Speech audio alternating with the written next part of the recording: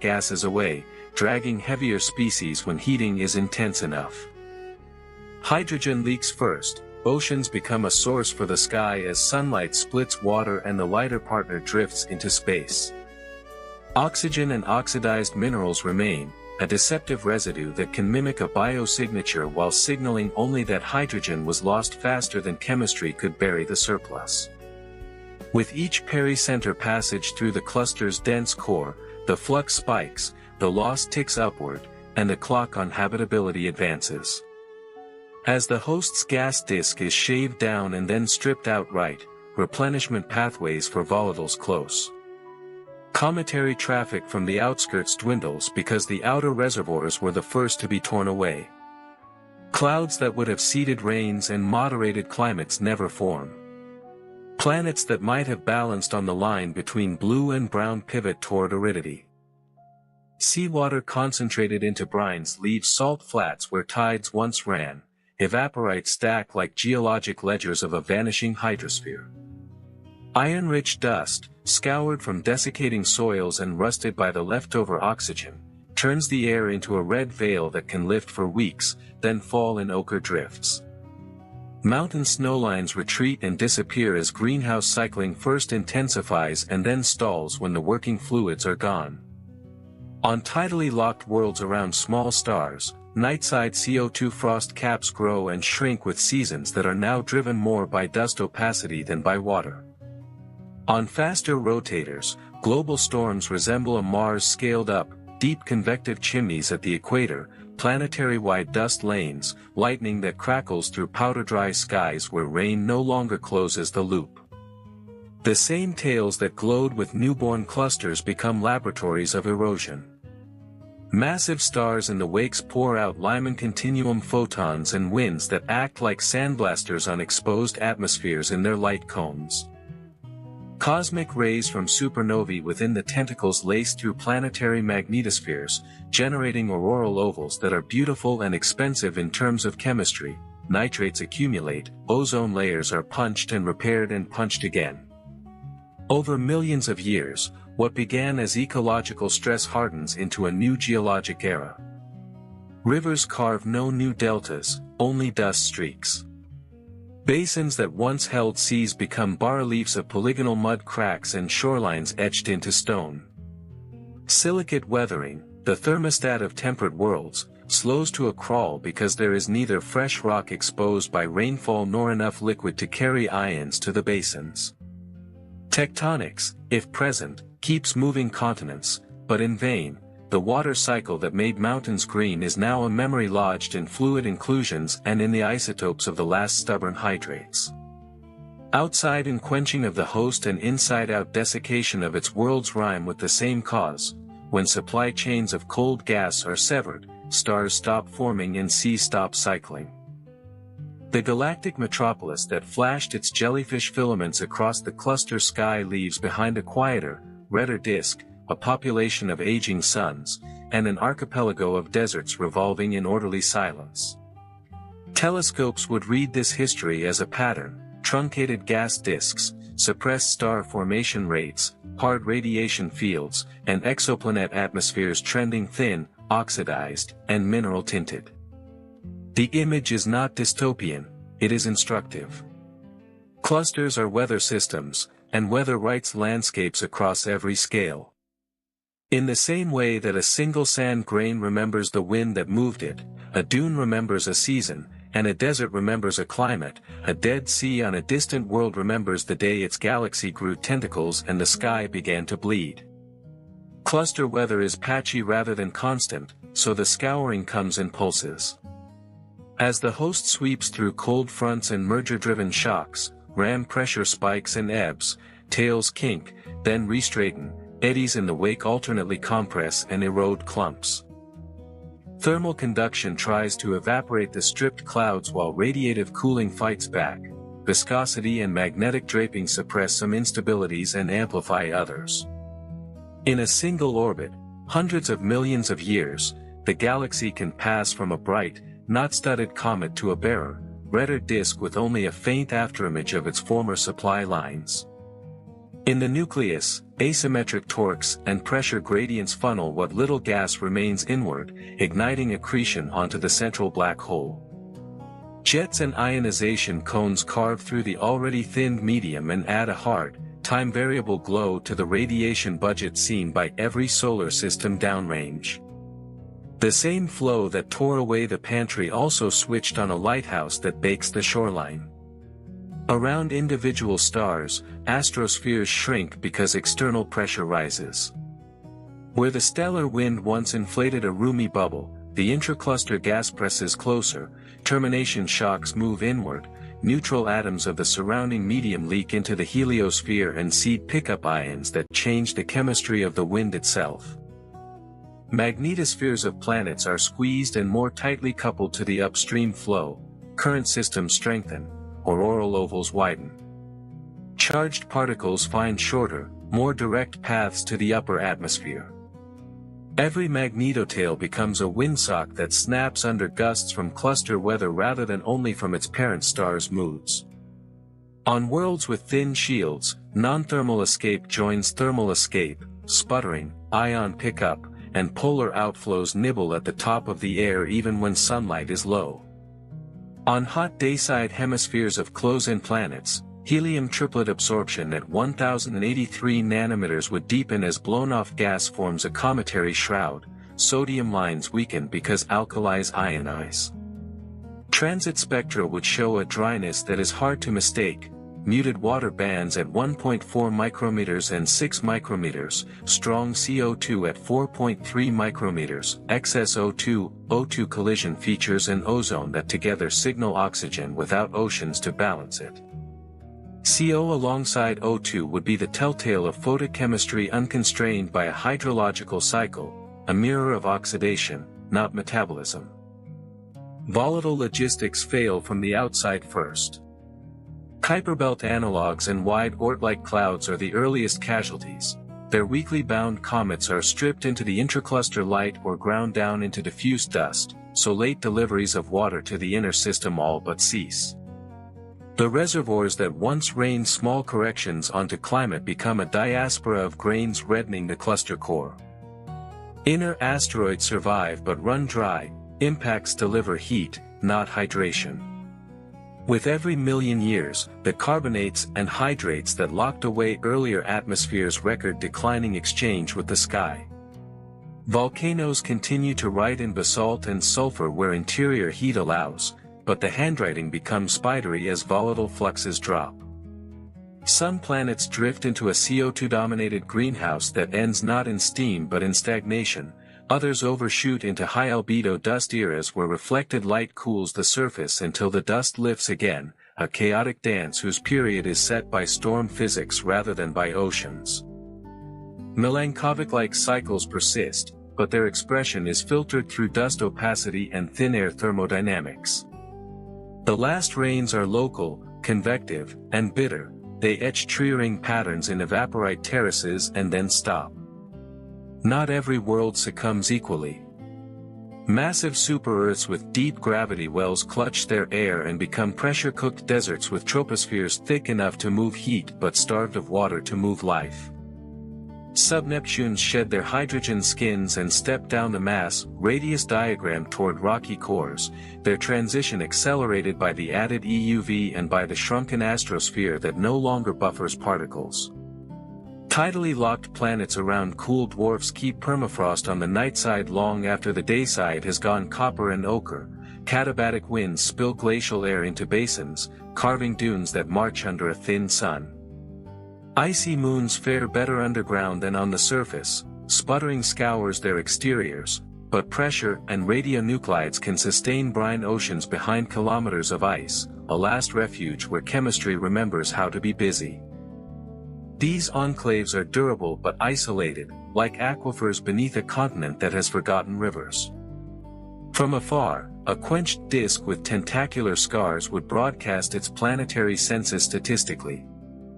Thermal phase curves of hot, thin-aired worlds show brutal day-night contrasts. Light curves of temperate planets acquire storm season flicker as dust lifts and settles.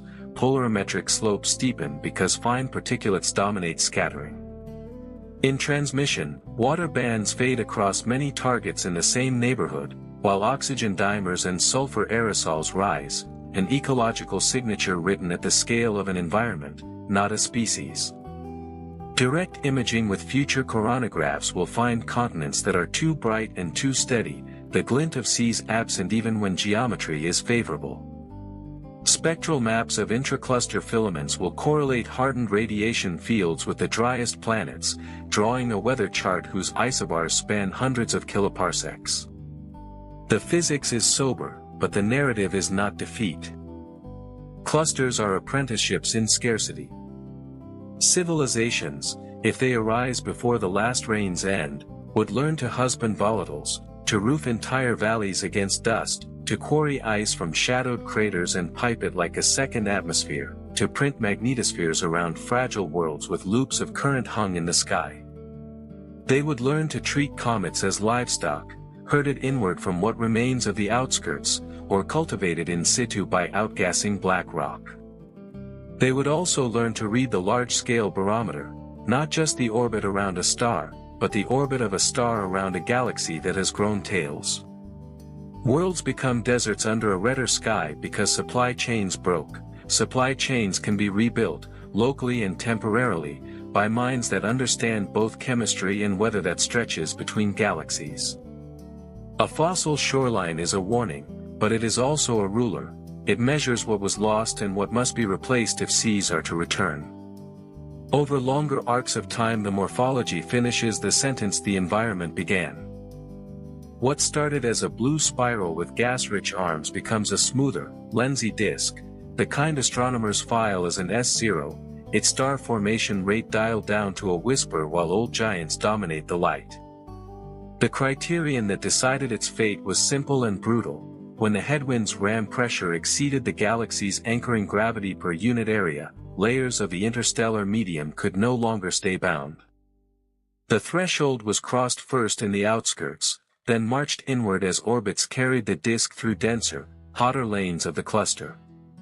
Pre-processing in groups often primed the victim before it ever met the main storm. Harassment, tides, and starvation had already thinned the pantry, so the tentacles were as much diagnosis as outcome. In the wake, dust grains charged by ultraviolet light and plasma impacts struggled to survive. Sputtering lifetimes shortened, coagulation stalled, and what remained was lofted into the intracluster light as a cinnamon haze that reddened the space between galaxies. The central engine was not a bystander. As residual gas funneled inward under torques and pressure gradients, accretion switched on in fits and starts, and each episode sent out cones of hard photons and, sometimes, narrow jets. Those lanterns cut through the already rarefied medium and set chemical clocks in planetary skies. Methane fell under relentless photolysis, nitrous oxide was whittled away faster than biology could plausibly replace in a thin-air world, chlorine chemistry, fed by evaporites and perchlorates, produced hazes that raised albedos and cooled surfaces even as the greenhouse shifted from water to carbon dioxide. As oxygen accumulated not as a breath but as an echo of lost hydrogen, O2 collision pairs etched dimer features into transmission spectra. False positives for life multiplied in a neighborhood predisposed to dryness. Geology pivoted to wind. With hydrology retiring, Aeolian physics wrote the landscapes, saltating grains carved yardongs from friable rock, dunes migrated in broad, low-slung rivers of sand, electrical double layers built along dust plumes, and discharges stitched the skies with dry lightning that manufactured nitrates without rain to wash them to sea. Silicate weathering slowed until it became a boundary layer phenomenon in rare fogs over briny pans. Carbonate platforms, once buffers in a lively carbon cycle, stood exposed as monuments to the time when acid-base chemistry had a partner in precipitation. Isotopes kept the ledger, D/H ratios in any remaining waters trend high, 38 AR/36 AR drifts upward, and noble gases grow fractionated as the lightest isotopes find the escape hatch first. In drill cores on such planets, if anyone ever collects them, Fluid inclusions would bracket the retreat of the seas with heartbreaking precision, salinity climbing, redox potential shifting, sulfates and chlorides asserting themselves where once there had been carbonates and clays. The diversity of outcomes still mattered. High-gravity super-Earths held on to dense atmospheres that pressed deserts beneath kilometers of air, moving heat efficiently but unable to return water once it had been photolyzed and bled away. Mini-Neptunes, especially those close to their suns, shed their envelopes faster under elevated EUV, stepping down toward rocky cores that inherit whatever volatiles were left in their mantles. Tidally locked worlds around cool stars became two-tone planets, copper daylight hemispheres under permanent dust canopies and nightsides where permafrost survived in shadowed basins, fed by faint vapor transport across the terminator. Icy moons, battered on the surface by sputtering and micrometeoroids, retreated into themselves. Brine oceans persisted beneath thick lids, warmed by radiogenic decay and tidal flexing, a stubborn chemistry class continuing after the school above closed. Rogue planets, shaken loose by cluster tides and close passages, drifted into the intracluster medium where whatever air they carried would condense and freeze unless they were wrapped in deep hydrogen blankets that could trap geothermal heat.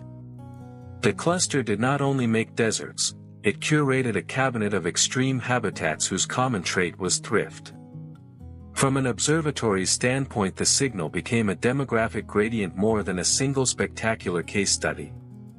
In regions where jellyfish tails gleamed, exoplanet surveys would find suppressed water features across many temperate candidates and a bias toward thin or oxidized atmospheres. Phase curves with sharp day-night contrasts would outnumber those with gentle slopes.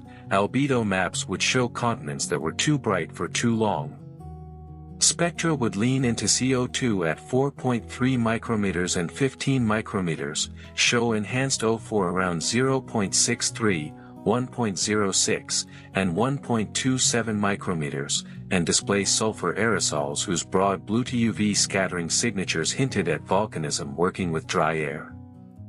Helium at 1083 nanometers would flare in escaping envelopes, and sodium and potassium lines would fluctuate under variable ionization from passing through hard radiation cones. Polarimetry would find telltale forward scattering peaks from fine dust, and time domain measurements would catch global dust seasons that rose and collapsed on chaotic schedules set by storm physics rather than monsoons. If, despite all this, life appeared early enough, it would adapt its metabolism to scarcity and to oxidants. Phototrophs, if they ever existed on the surface, would retreat underground or into endolithic niches, leaving pigments that peak not at ocean-friendly wavelengths but where dust and thin air still let photons through. Chemotrophs would haunt brine pockets and evaporite margins, cycling halogens and sulfur in tight loops. The biosphere's footprint in the atmosphere would be small and twitchy, hard to catch, easy to confuse with abiotic production, yet locally decisive. The lesson for a searching telescope would be methodological humility. In harsh neighborhoods, life, deserts, and false positives rhyme, so the diagnosis must be made with ensembles, with context maps of radiation, with cross-correlations between galactic weather and planetary spectra. There is, however, a coda to the stripping story. Orbits do not always dive forever, some galaxies bounce. Backsplash trajectories carry gas-poor disks back toward the outskirts where the intracluster medium thins and the headwind slackens. If filaments feeding the cluster remain accessible and if the halo has not been completely scoured, trickles of cold gas can rain back through thermal instabilities, condensing where turbulence seeds density peaks. Rejuvenation is rarely dramatic, but it is not fiction. Rings of star formation can light briefly in systems that have been filed as retired. On planetary scales, that doesn't refill oceans, but it can modestly re-wet skies where mantle outgassing continues and cometary fragments still graze the inner system. The grand desert is not perfectly permanent, it just has inertia. Against that inertia, technologies could act as local weather mirrors in orbit to push climate equilibria, electromagnetic shields to fatten magnetospheres, pipelines from cold traps and crater shadows to valley floors, comet farms tended in the dim outskirts and steered inward like rain on schedule. In a place where a galaxy once grew tentacles and shed its lifeblood into the wind, the difference between a fossil shoreline and a living sea may eventually be the will and patience to reverse, at small scales, the physics that made deserts at large ones. In numbers the rule is plain: when the headwind's pressure ICM v superscript 2 overtakes the restoring force per unit area, roughly 2 pi g sigma star operator gas, layers lift and flow. Cluster cores offer ICM of 1010 superscript 3 cm superscript 3, temperatures of 1010 K, and orbital speeds near 1000 to 2000 km s superscript 1. The product is enough to unbutton a disk in tens to hundreds of mir, leaving filaments that can stretch 50 to 100 kiloparsecs before they fade. In those wakes, magnetic draping raises the alphane speed and stabilizes some surfaces while others shred. Effective viscosity is debated but never irrelevant. Turbulence seeds cold clumps that briefly defy evaporation. A few knots turn into compact, fast-moving fireballs of stars that will orbit as orphans when the gas is gone. What looks like ornamental streamers is a conveyor belt of supply lines being carried into the void. For planets, the timeline is staggered. Atmospheres respond on photochemical and escape timescales, years to megayears, long before continents can answer. Energy-limited escape rates scale with EUV flux and planetary radius over mass. Add non-thermal channels under compressed magnetospheres and the ledger tilts further. Helium 1083 nanometers absorption deepens in outflowing coronas, sodium and potassium lines jitter with ionization fronts, water vapor bands flatten when the hydrological engine starves. A world that once showed rotating glints from seas develops light curves dominated by dust opacity and albedo swings. Phase curves sharpen into steep day-night contrasts as thin air and dust curtains decouple hemispheres.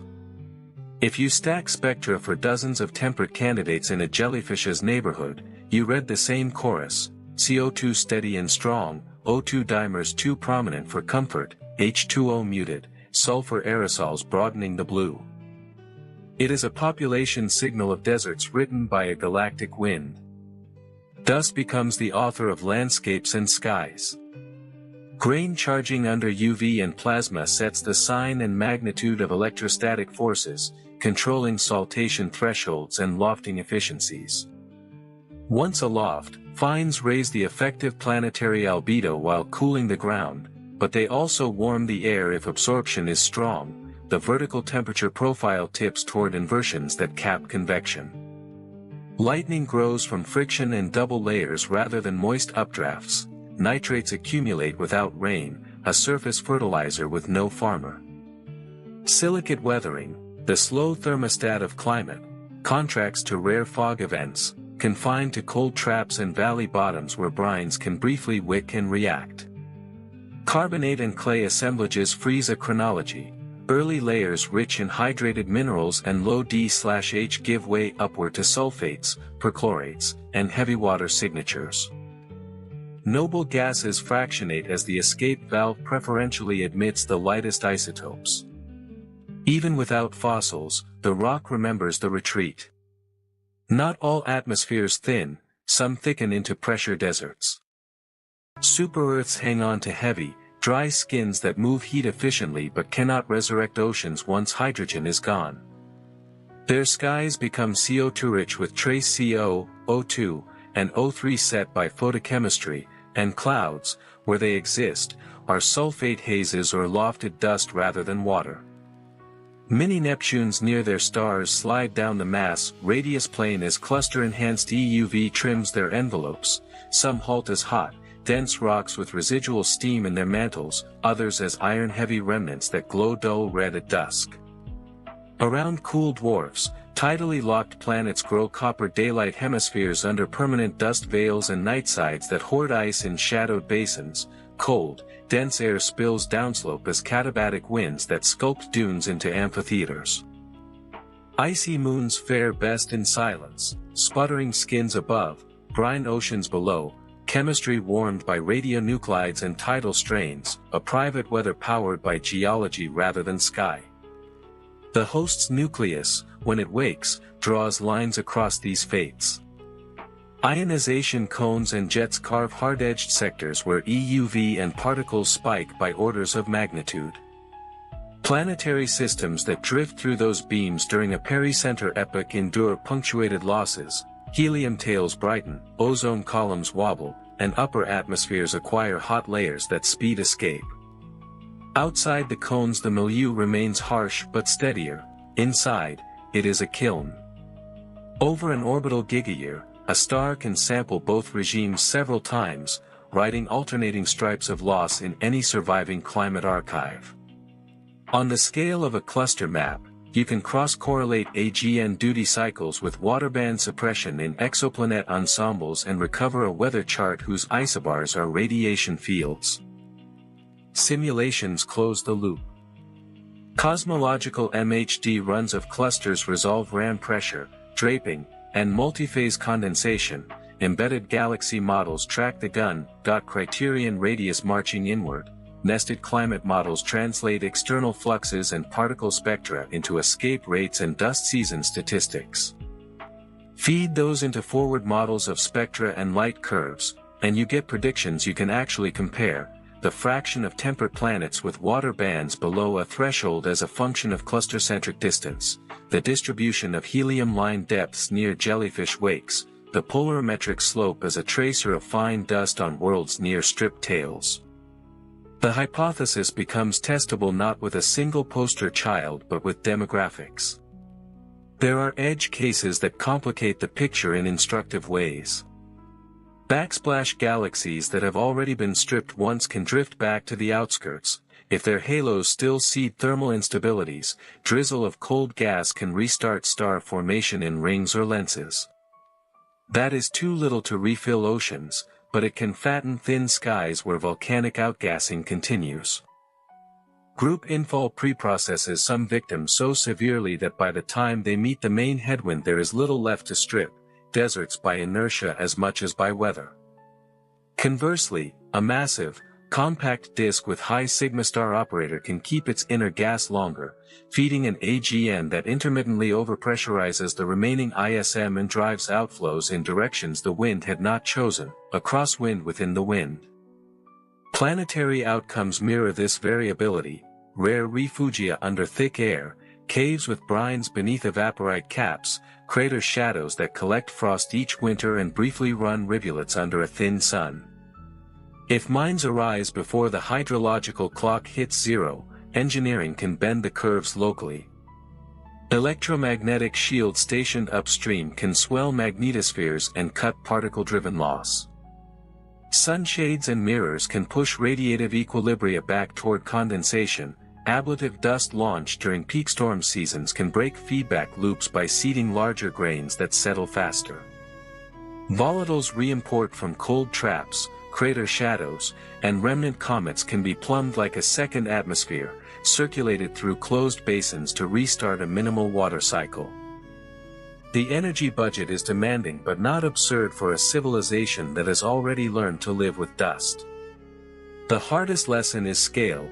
The same physics that quenched a galaxy starves a planet, so solutions must respect both the small and the large weather, the teleconnections from cluster shocks to dune crests. From a distance the story reduces to a simple equivalence: jellyfish galaxies are supply chains snapping in public, desert planets are the invoices stamped, insufficient funds. Tails are not just pretty, they are receipts fluttering in a hot wind, itemizing what was carried away. Read enough of them, and you can predict the color of dunes under alien suns, the chemistry of thin skies, the odds that a transmission spectrum's oxygen is breath or echo. And if you ever walk across one of those shores where waves no longer come, the polygon cracks and salt crystals under your boots will be telling the same tale the cluster told, that gravity, pressure, radiation, and time can remake a blue world into a memory, and that memory, in rock and light, is precise enough to navigate by. When supply collapses, even color changes. Skies over desiccating worlds turn butterscotch near noon and copper at dusk as submicron silicates take over the scattering budget and push blue light out of the air. The horizon glows longer because dust holds sunlight after the star has set, yet the twilight is mute because aerosols suppress the rainbow signatures that water once made. Daytime convection grows tall, not wet. Columns of hot, dusty air rise like chimneys, capped by inversions that trap heat aloft and leave the ground oddly cool until the sun steepens. Dust devils stitch black lines across dry pans, their cores electrified by triboelectric charging that builds double layers and throws miniature bolts into the haze. Yardongs, wind-carved fins, lean in the prevailing direction like frozen flags. Where brines briefly emerge, they crawl rather than flow, advancing with capillary fingers through salt crusts that crunch underfoot and preserve footprints for years. The chemistry of such places is not quiet, it is busy at low tide. Perchlorates, sulfates, and nitrates trade oxygen, iron flips valence in thin films, volcanic glass hydrates just enough to record humidity cycles and then dehydrates again, clocking seasons that have no rain. Deep below, water is not gone so much as collateralized. It sits in crystal lattices as hydroxyls, bound in clays and serpentinites, locked behind activation energies that only metamorphism or volcanism will pay. Mantle outgassing continues on planets with warm interiors, but what climbs is a thin stipend, not a salary. CO2 and SO2 in puffs, trace H2 and H2O that frost the night before photolysis can promote them.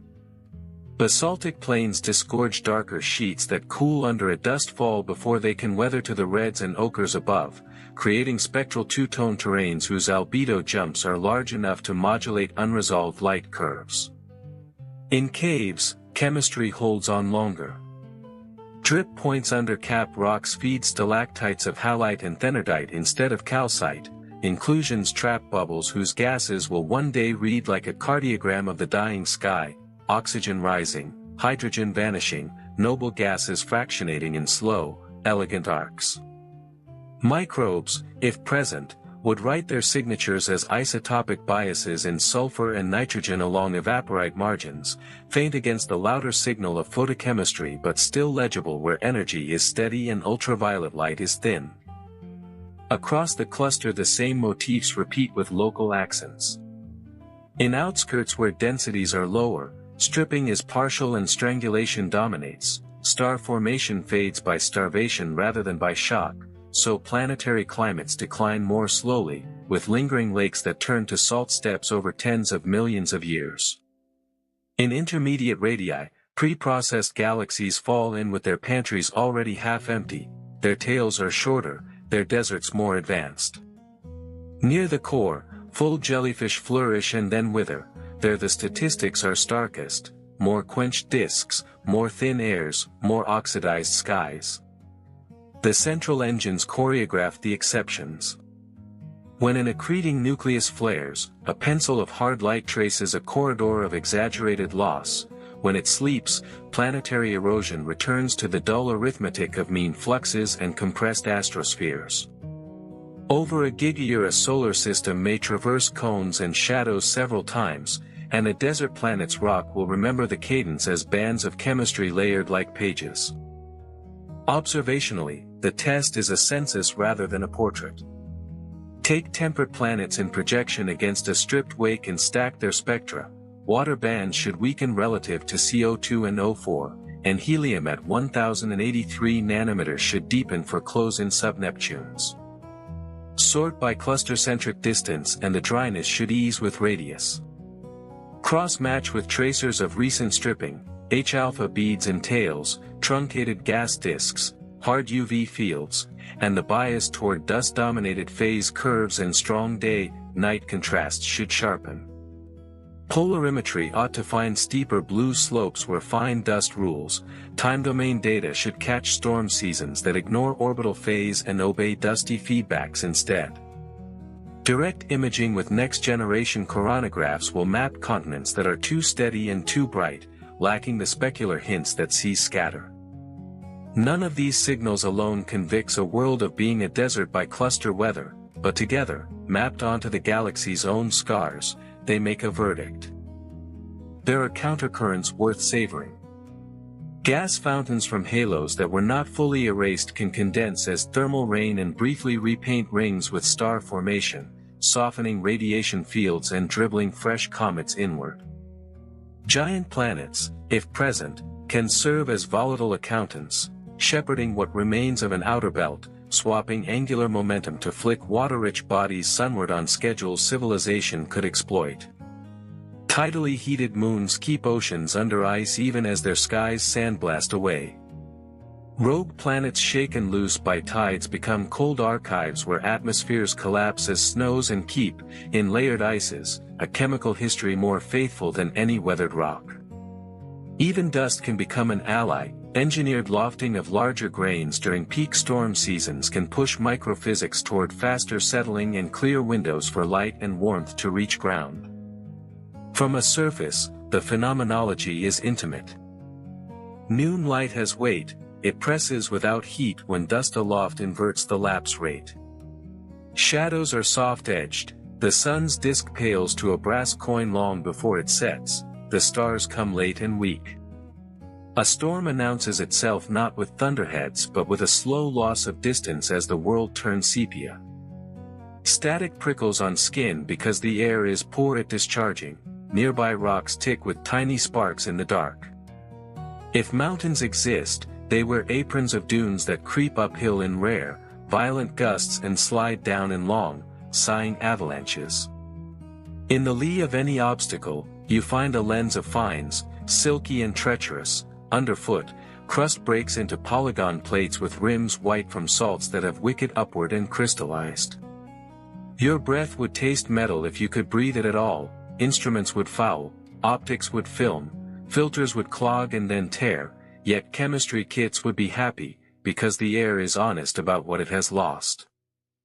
On the scale of galactic evolution, jellyfish episodes are punctuation marks in long sentences about supply chains. Filaments that once poured cold gas along cosmic scaffolding into halos find their way interrupted by hot atmospheres and crowding neighbors. The grammar shifts from clauses about growth to ones about allocation. The planets inside those sentences inherit the edit. Where supply is steady, climates can meander and recover. Where it is cut, they ratchet toward aridity with only small backsteps allowed by volcanism and luck. Read enough spectra, and you can tell which paragraph a world belongs to without seeing the galaxy at all. Read the galaxy, and you can guess, within odds, the color of its planet's dunes. If intelligence emerges early in that arc, the survival manual will read like a weather book. Build shields upstream in plasma, not only shade downstream in light. Treat comets as reservoirs, not events. Pipe volatiles the way rivers once did, turn crater shadows into cisterns and valley floors into closed basins with recycled skies under transparent roofs. Fold dust into architecture instead of fighting it, use it for radiation mass, for thermal lag, for controlled scattering that lengthens day when needed and shortens it when not. Calibrate expectations to teleconnections that run from cluster shocks to your barometer. Understand that deserts are not only endings but platforms, stable, predictable, stingy but generous in sunlight, manageable once their feedbacks are domesticated. On such worlds the horizon is not a line where water meets sky, it is a ledger, and every dune crest is an entry that balances gravity, pressure, and time. Eventually the deserts begin to inherit the stars.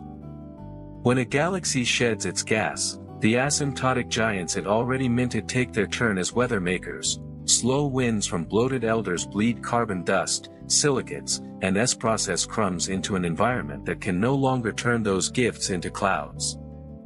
The grains drift as free agents, not seeds for rain. They redden starlight along tangents and lay thin, photochemically active films on exposed rocks, catalyzing halogen cycles in sunlight that is now harder, more ultraviolet than the skies their ancestors knew. Micrometeoroid fluxes rise as cluster tides and harassment stir loose debris. The thin air offers little break, so small impacts become hot pinpricks that weld glassy skins onto dunes and melt dark varnishes on bedrock. Over thousands of seasons, the upper centimeters of regolith evolve into a laminated archive of sparks and dust, each layer a tally of storms, impacts, and chemistry accomplished without rivers. Climate models for these worlds converge on a few attractors.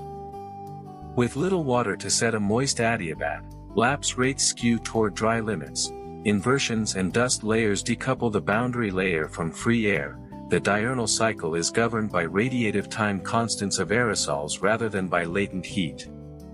Albedo, dust feedbacks carve two basins of behavior: bright, thin air states with strong day-night contrasts and deep, dust-loaded states where the sky glows and the surface cools, a kind of anti-greenhouse that stalls convection while keeping the middle atmosphere warm. Transitions between them are triggered by thresholds in wind stress and particle size distributions, so the timing is chaotic, with multi-year plateaus punctuated by abrupt flips. If oceans ever existed, the shoreline fossilizes as a reflective ring that modulates planetary light curves. Spectroscopy of those rims would show evaporite suites ranked by solubility, carbonates low, then sulfates, then chlorides, while the isotopes climb like stair treads, D/H high, (18O/16O) enriched, noble gases stripped in mass order. Photochemistry rewrites the palette. With water lines faint, CO2 becomes the dominant infrared narrator, its 4.3 and 15 micrometers bands deep and squared off by pressure.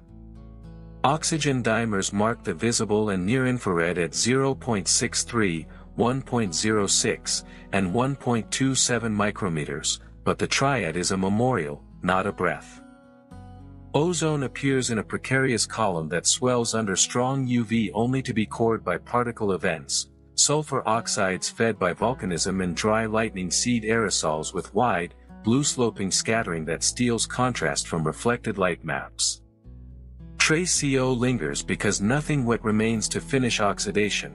Nitric acid forms on dust and waits for a rain that never comes. Where chlorine finds perchlorates in sunlit films, it cycles with oxygen in reactions that proceed in salty brines for minutes at dawn and freeze into silence by noon. If biology ever touched this chemistry, its signatures would be subtle: fractionations in sulfur around evaporite margins, organics trapped in halide like tiny time capsules, signals that survive only because the environment is so still. The neighborhoods that birth jellyfish are not uniform wind tunnels, they are patchworks of fronts and relic shocks, mini-halos and cavities inflated by old radio lobes. A solar system's path through this quilt changes the punctuation of loss. Cross a cold front and the ram pressure can double, step into an ionization cone and particles spike by a factor of 10, slide into a shadowed eddy behind a subcluster and the environment softens for a few million years. Over one galactic year the cumulative exposure matters more than any one squall, yet rocks remember squalls, glass spherules aligned with a wind that blew for a century, nitrate spikes layered between dust beds, a band where helium escape heated the exobase and etched its signature into the helium triplet that a telescope, centuries later, will read as a flare in a transit light curve. Giant planets modulate fate like valves in a pipe. A massive neighbor can corral what remains of an outer belt into resonances that drip water-rich bodies inward on long, predictable periods. It can also eject them wholesale when the stellar neighborhood jostles, trading a drizzle for a drought. Where belts survive in shards, bombardment delivers pulses of heat and trace volatiles that briefly sag dust feedbacks and carve dark streaks after storms, then vanish back into the thin air. Tidally heated moons, meanwhile, keep private weather under ice, circulating brines with minerals that encode pressure, temperature, and radiation as cleanly as any atmosphere. In caves and fractures, chemistries learned from Earth's Atacama and Antarctic dry valleys would hold out: perchlorate reducers, sulfur cyclers, organisms that treat humidity like a harvest and sleep until it returns. From a telescope seat the program is straightforward and grand. Map jellyfish tails and hard radiation fields across clusters, sort transiting planets by projected position along those scars, stack spectra with care. Expect helium 1083 nanometers absorption to deepen near strong EUV corridors for close-in subneptunes. Expect O4 to correlate with suppressed H2O in temperate candidates projected against wakes. Expect polarimetric slopes to steepen where fine dust rules. Watch phase curves for dust season hysteresis, not orbital phase coherence. Look for continents that are too steady and for the missing knife-edge glint of seas. Use millimeter eyes to weigh dust in exospheres and wakes. Use X-ray maps to chart the headwinds. Fold it all into a joint inference that treats galaxies and planets as one weather system. None of this renders hope quaint. Scarcity is a design prompt. On a dry world, a civilization would edit the radiative budget with mirrors and veils, not just shades. It would swell magnetospheres upstream with current loops, not only huddle beneath domes. It would treat comets as cisterns and crater shadows as reservoirs, piping volatiles through buried conduits to closed basins roofed by transparent films that hold the local sky at a few tens of millibars. It would time dust with seeding, launching larger grains during peak storm thresholds to bias microphysics toward fast settling in open windows for agriculture that drinks from recycled brines.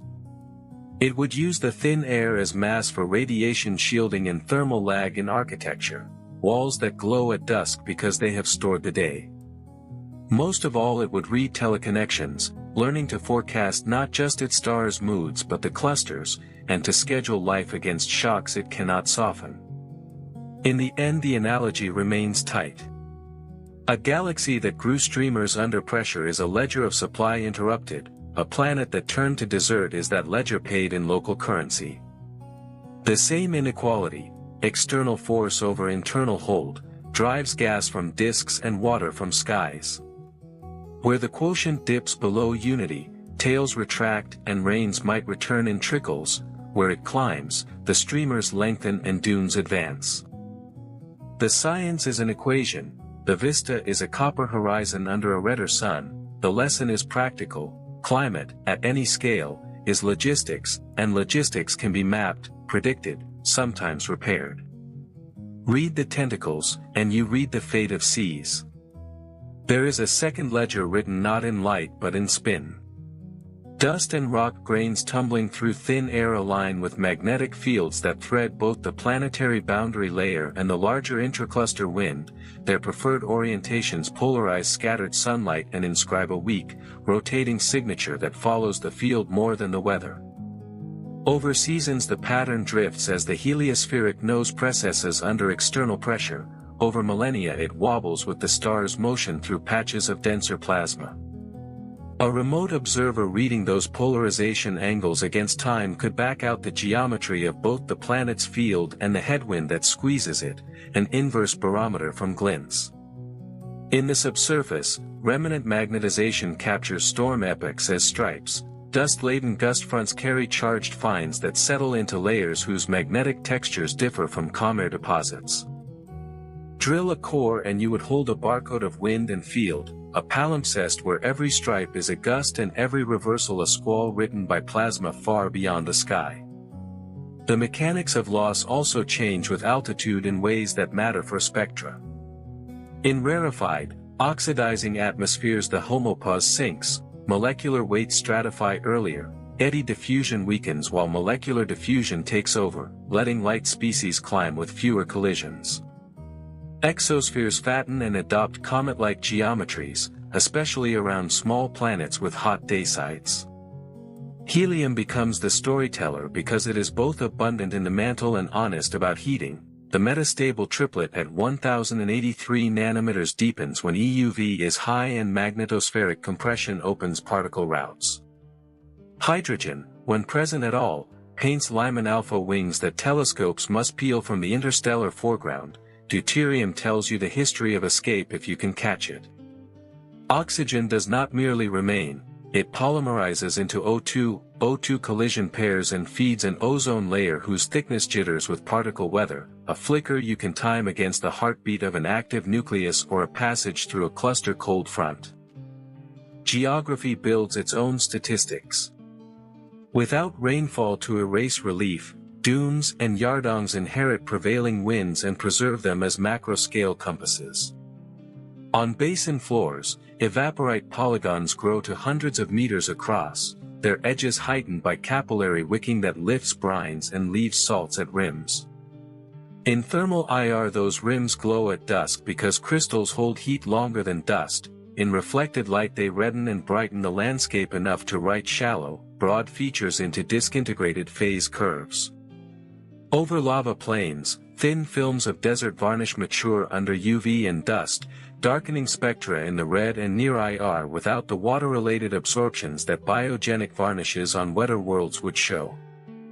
Where volcanism continues, gases erupt into thin skies and condense as exotic frosts. SO2 turns to bright hoarfrost in crater shadows only to sublimate by noon, an albedo transient large enough to modulate the light curve for days.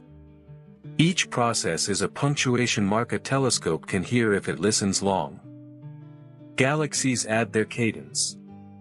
Subcluster mergers launch sound waves and shocks that ring the intracluster medium. As those arcs pass, the headwind's density, temperature, and bulk speed all change at once.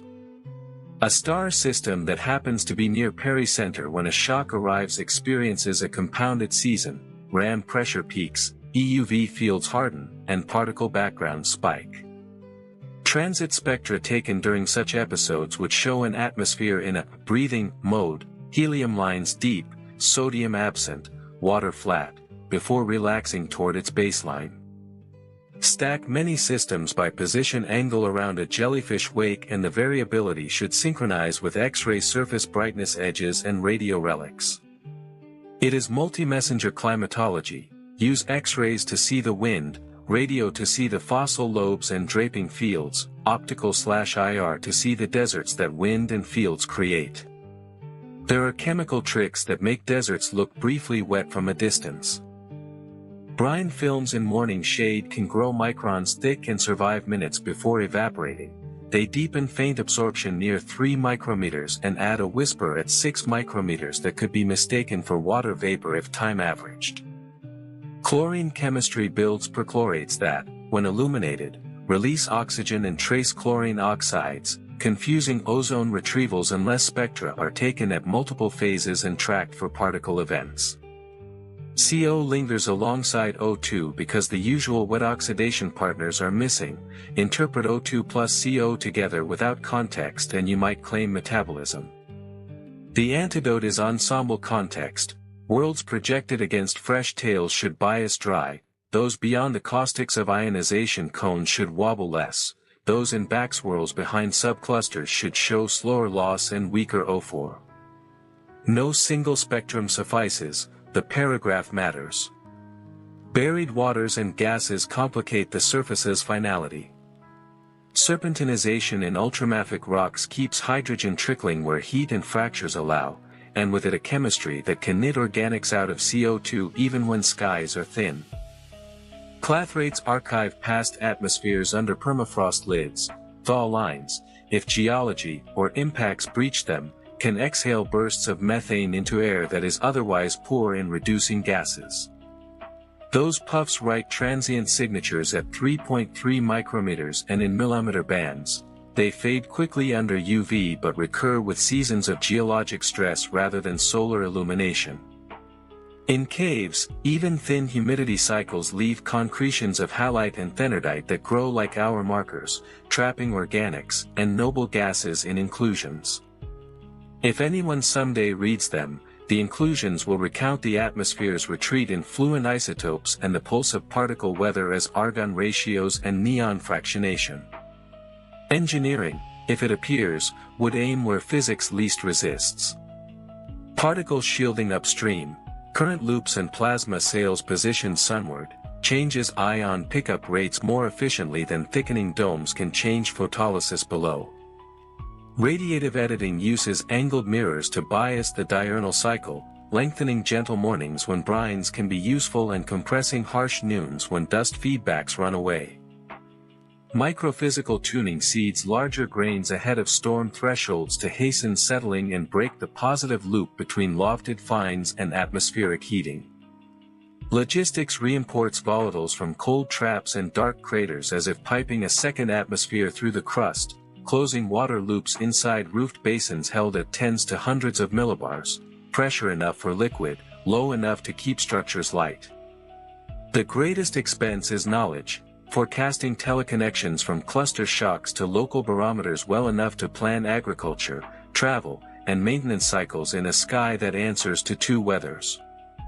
Time does not stop simply because rain does.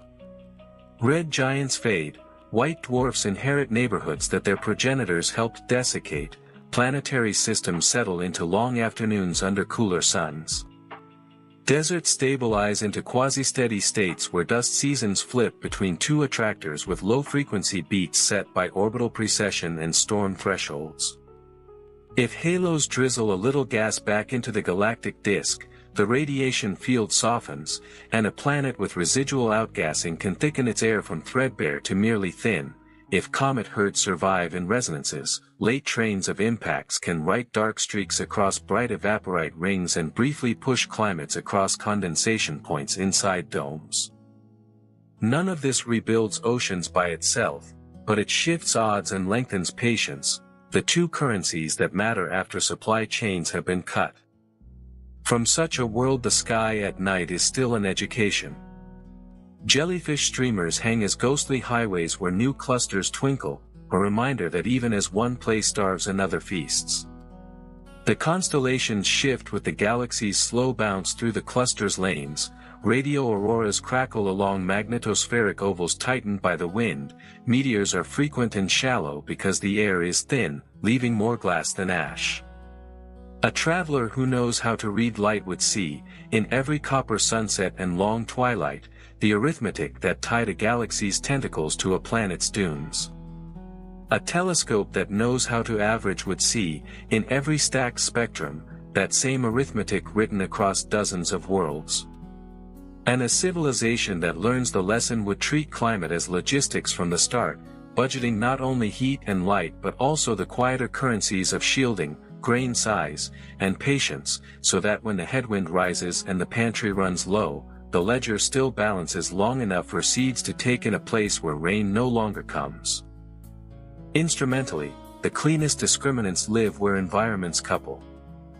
Low-frequency radio should catch cyclotron, maser emission from magnetospheres squeezed by high external pressure. The cutoff tracks the planet's field strength, and the burst rate rises when solar wind proxies spike. So a cluster headwind that compresses astrospheres should brighten exoauroras into the tens to hundreds of MJY at tens of megahertz for the most favorable hot, fast rotators. Millimeter spectroscopy can weigh dust in exospheres and wakes, with continuum bumps at 0.8 to 3 mm tracing micron, sub-micron grains lofted from dry soils. Cross-correlation with stellar radial velocity jitter separates planetary dust from stellar activity. High-resolution optical/IR transmission spectra resolve line cores to read winds and scale heights directly.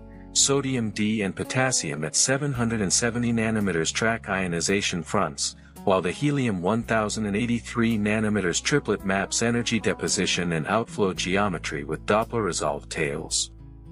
Polarimetry constrains microphysics. A steep blue slope flags fine silicates, a flatter one suggests sulfates, and phase-dependent swings reveal particle growth after engineered seeding or natural coalescence. Stack all of this by cluster-centric distance and along X-ray edges and radio relics, and the ensemble resolves into an environmental sequence rather than a field star scatter plot. Dynamics adds another lever. Tides and flybys in crowded infall groups pump eccentricities and inclinations, imposing climate cycles that ride atop desiccation. Eccentric orbits push perihelion insolation spikes through thin skies that cannot buffer heat, yielding asymmetric phase curves and seasonal helium surges as exobases expand. Inclined orbits tilt dust circulation cells, biasing dune migration and building hemispheric albedo dichotomies that persist for millennia. Giant planets act as governors or saboteurs, mild resonant migration can feed inward trickles of icy bodies on secular timescales, while close encounters can clear belts entirely, shutting down late-stage hydration. In the statistics, that means desert indicators should anti-correlate with stable long-period giants but correlate with systems showing hot Jupiter migration scars and eccentric inner architectures, a demographic fingerprint that large surveys can test. Laboratory and field work close the calibration loop. Beamlines and plasma chambers measure sputtering yields and triboelectric charging for analog dust under UV and particle fluxes matched to cluster cones. Thermal vacuum rigs quantify evaporation and salt crust growth rates in brines that last minutes at millibars. Flow tunnels in dry air map saltation thresholds as functions of grain size, charge, and pressure to feed GCM microphysics. On Earth, the Atacama, McMurdo Dry Valleys, and high Andes salas provide natural laboratories where perchlorate chemistry, nitrate deposition without rain, and halide inclusions preserve organics and noble gases in ways directly portable to retrieval models.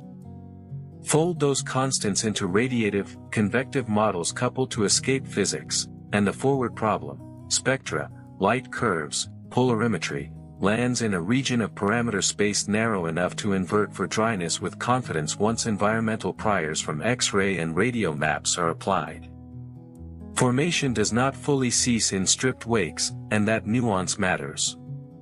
Star-forming beads along jellyfish tails host protoplanetary disks in harsher baths than typical H2 regions. Disk lifetimes shrink, outer radii truncate, and dust growth races against photoevaporation. The survivors skew toward compact, rocky systems with meager volatile budgets and early atmospheres pre-eroded by EUV, essentially pre-desert worlds. If any sub-Neptunes form, they do so late and close in, primed for rapid envelope loss that accelerates under cluster conditions. That production function predicts a higher fraction of bare, high-density planets near active tails, a shift observable through mass, radius statistics and helium demographics. Conversely, backsplash regions where halos drizzle a little gas back into disks soften the radiation field and widen the disk survival window, seeding modest rewetting by late comets and slightly thicker skies, a second-order effect, but one that should appear as a gentle radial gradient in waterband depth outside the core. Even the biochemistry of false positives sharpens with context. O2 alongside CO and a strong O4 triad, with muted H2O and variable O3 tied to particle weather, flags oxidation by loss rather than metabolism. Add perchlorate photochemistry and you get day-night oxygen flicker uncorrelated with seasons. A signature biology is unlikely to mimic at low pressure.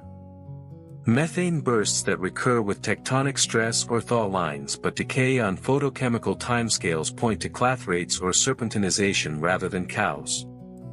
Sulfur isotopes near evaporite margins can bias by a few per mil in patterns opposite those expected from robust microbial cycling, and noble gas fractionation, 36 AR down, 38 AR up, anchors the escape history independent of chemistry. The solution is an observing strategy that is boring by design, multi-epoch, multi-band, cross-matched to environmental maps, patient enough to watch dust seasons flip and particle weather pulse, comparative enough to let ensembles speak where single worlds can deceive. If agency enters the scene, the easiest wins are upstream and microscopic. Plasma shield stations sunward to inflate magnetospheres cut ion pickup more for the same what than any dome could. Angled mirrors adjust local radiative budgets at dawn and dusk to lengthen the brief windows when brines are liquid. Grain size engineering nudges storms toward faster settling, opening clear sky slots on schedules set by forecasts that ingest cluster shocks as boundary conditions. Logistics treats volatiles as infrastructure. Comet farms tended in resonant corrals, pipelines from crater shadows to roofed basins that hold a local sky at tens to hundreds of millibars, electrolysis and Sabatier loops running on sunlight that deserts generously supply. None of this rebuilds an ocean, but it stretches hydrological half-lives, stabilizes agriculture, and buys time, an honest currency in a place where a galaxy's tentacles once wrote, "insufficient funds," across the sky. Detection can lean on background beacons as much as on the planets themselves. Place a bright quasar or cluster BCG behind a desert world and the tenuous exosphere becomes a foreground etching, narrow, time-variable absorption in Na-D, K, and metastable. He rides on the lamp spectrum as the planet's orbital motion Doppler shifts the lines through rest. Repeat the experiment along a jellyfish tail and the column densities should rise where EUV corridors harden, move off the wake and the signatures relax. Starlight occultations by thin, dusty halos, exospheres swollen by sputtering and micro-impacts, make shallow, chromatic dimmings that last longer than transits and recur with the planet's season rather than its period. Even without a transit, rotational mapping can find deserts indirectly. Stable, high-albedo continents and broad dust belts produce power at low spherical harmonics that refuses to decorrelate with time the way oceans do. Interiors keep a slow conversation with skies that no longer listen. Mantle oxidation states drift as hydrogen escapes and the crust warehouses oxygen. Outgassed species shift toward CO2, SO2, and CO, throttled by redox buffers rather than by rain. Basalts erupt into thin air and quench into glass whose hydration spikes only during rare, cool dawns. The glass then dehydrates, locking a humidity curve into mid-IR features that would look like weak shoulders near 3 micrometers to a patient telescope. Seismicity under low load produces dust fountains when fractures open, a coupling between tectonics and weather that writes episodic brightening into phase curves months after the quakes themselves. Where ultramafic rocks meet water in deep crustal pockets, serpentinization keeps hydrogen trickling upward. The trickle is small, but in thin air it is enough to paint fleeting methane flares that a spectrograph can catch if it is disciplined about cadence. Landscape evolution in these climates runs on thresholds. Once grain-size distributions tip below a critical diameter, saltation becomes self-sustaining. Dunes encroach on uplands and bury paleo-shorelines like pages interleaved into a thicker book.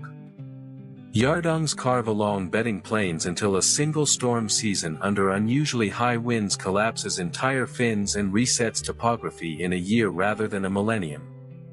Evaporite polygons, fed by capillary rise from brines meters below, coarsen as stress concentrates at rims.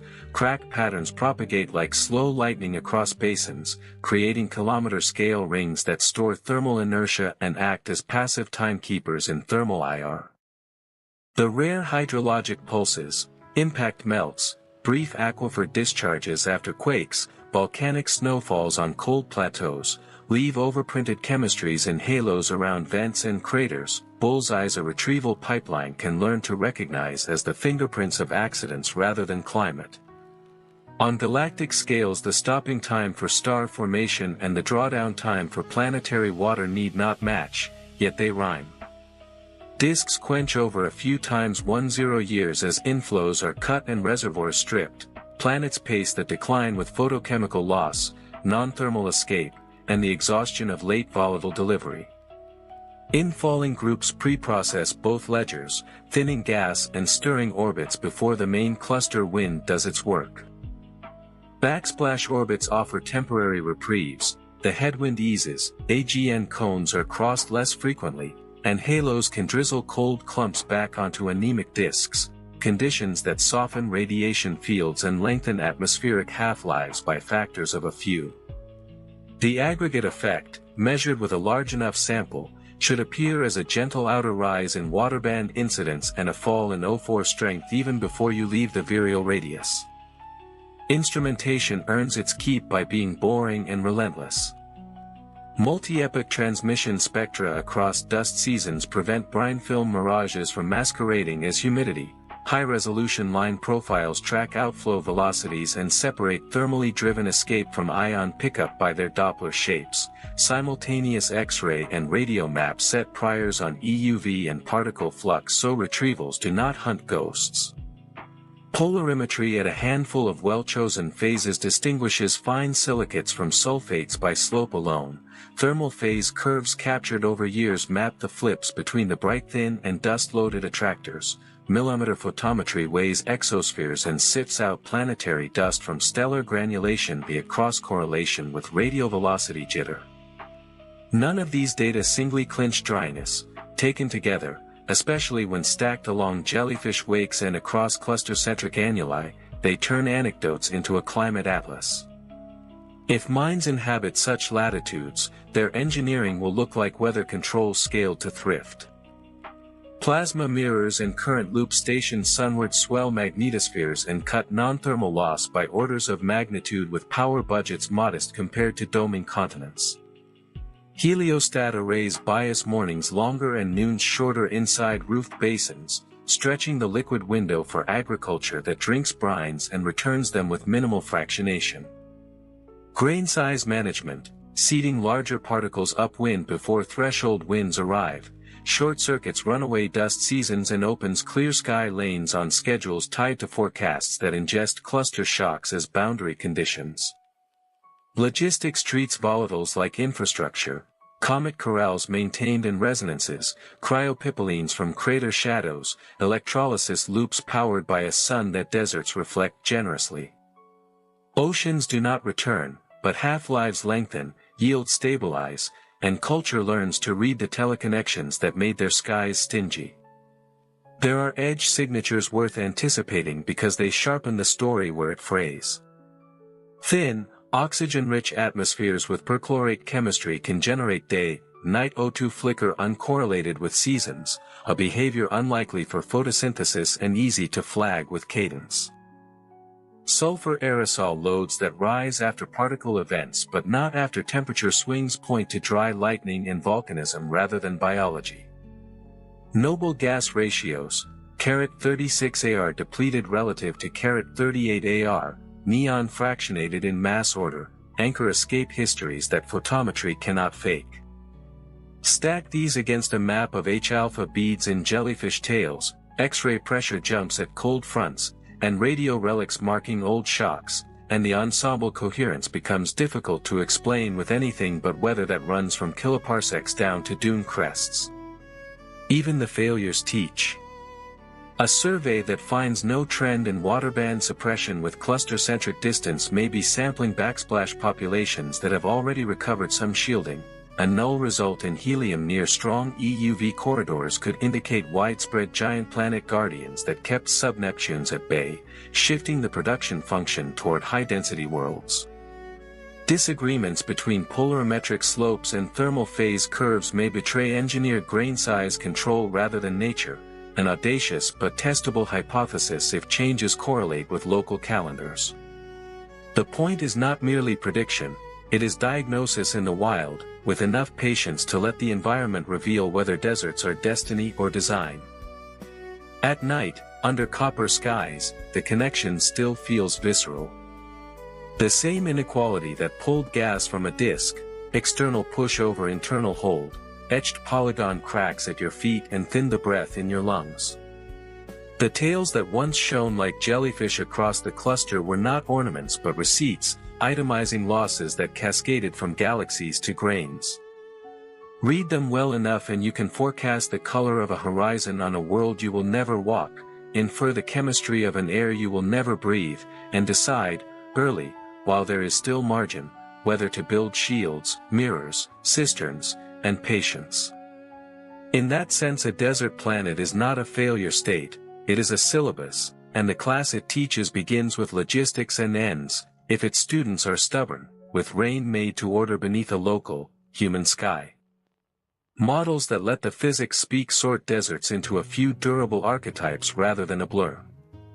Thin air deserts are the Mars analogs writ large, surface pressures below a few tens of millibars, strong day-night contrasts, dust that sets both color and climate, and escape dominated by particles and heating at the exobase. Pressure deserts sit on the other side of the valley, super-Earths with many bars of dry CO2 that move heat efficiently but cannot cycle water, where lapse rates hug the dry adiabat and clouds, when they exist, are sulfate hazes and lofted fines, not rainmakers. Anti-greenhouse deserts are sky-thick but light-poor. Aerosol layers warm the middle atmosphere and cool the ground, locking convection and stretching twilight. The surface lives under a bright ceiling and a cold floor. Brine pocket deserts stitch local exceptions into an arid rule: capillary films at dawn, cave drip points, crater shadow hoarfrosts that briefly melt and refreeze, microclimates that do chemistry for minutes at a time and then go silent for weeks. Each archetype has spectral tells: thin air worlds sharpen thermal phase curves and flatten water bands, pressure deserts square off CO2 at 4.3 and 15 micrometers and grow conspicuous O4, anti-greenhouse states redden polarimetric slopes with fine sulfates, brine pocket planets whisper at 3 and 6 micrometers on a cadence set by dawn and shade. Star type nudges these families along different tracks. Around cool dwarfs, EUV is persistent and flare-spiky. Tidally locked geometries compress climate into a dayside kiln and a nightside freezer, with terminator bands that act as valves. Helium 1083 nanometers often dominates the leakage story there, and O3 is jittery because particle weather punches holes as fast as photochemistry can stitch them. F and G-type hosts give steadier UV but larger habitable zones. Planets run cooler at the same stellar flux and can preserve thicker skins longer if supply is not cut. K-dwarfs, long-lived and moderate in UV, are temperamentally kind but not sovereign. Put a K-dwarf system inside a jellyfish wake and the cluster still wins the argument by tightening astrospheres and hardening the background. The neat part is that these differences are testable in ensembles. At fixed cluster-centric distance, dryness indicators should relax in step from M to K to G/F, with caveats where AGN cones slice across the map.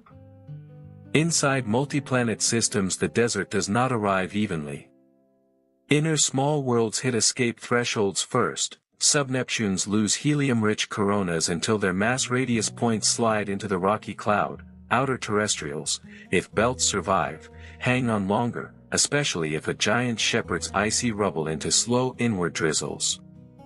That architecture writes structure into observables. Helium tails cluster at short periods, waterband suppression spreads outward with time, dust-driven albedo features decorrelate with orbital phase on inner planets but remain seasonal farther out.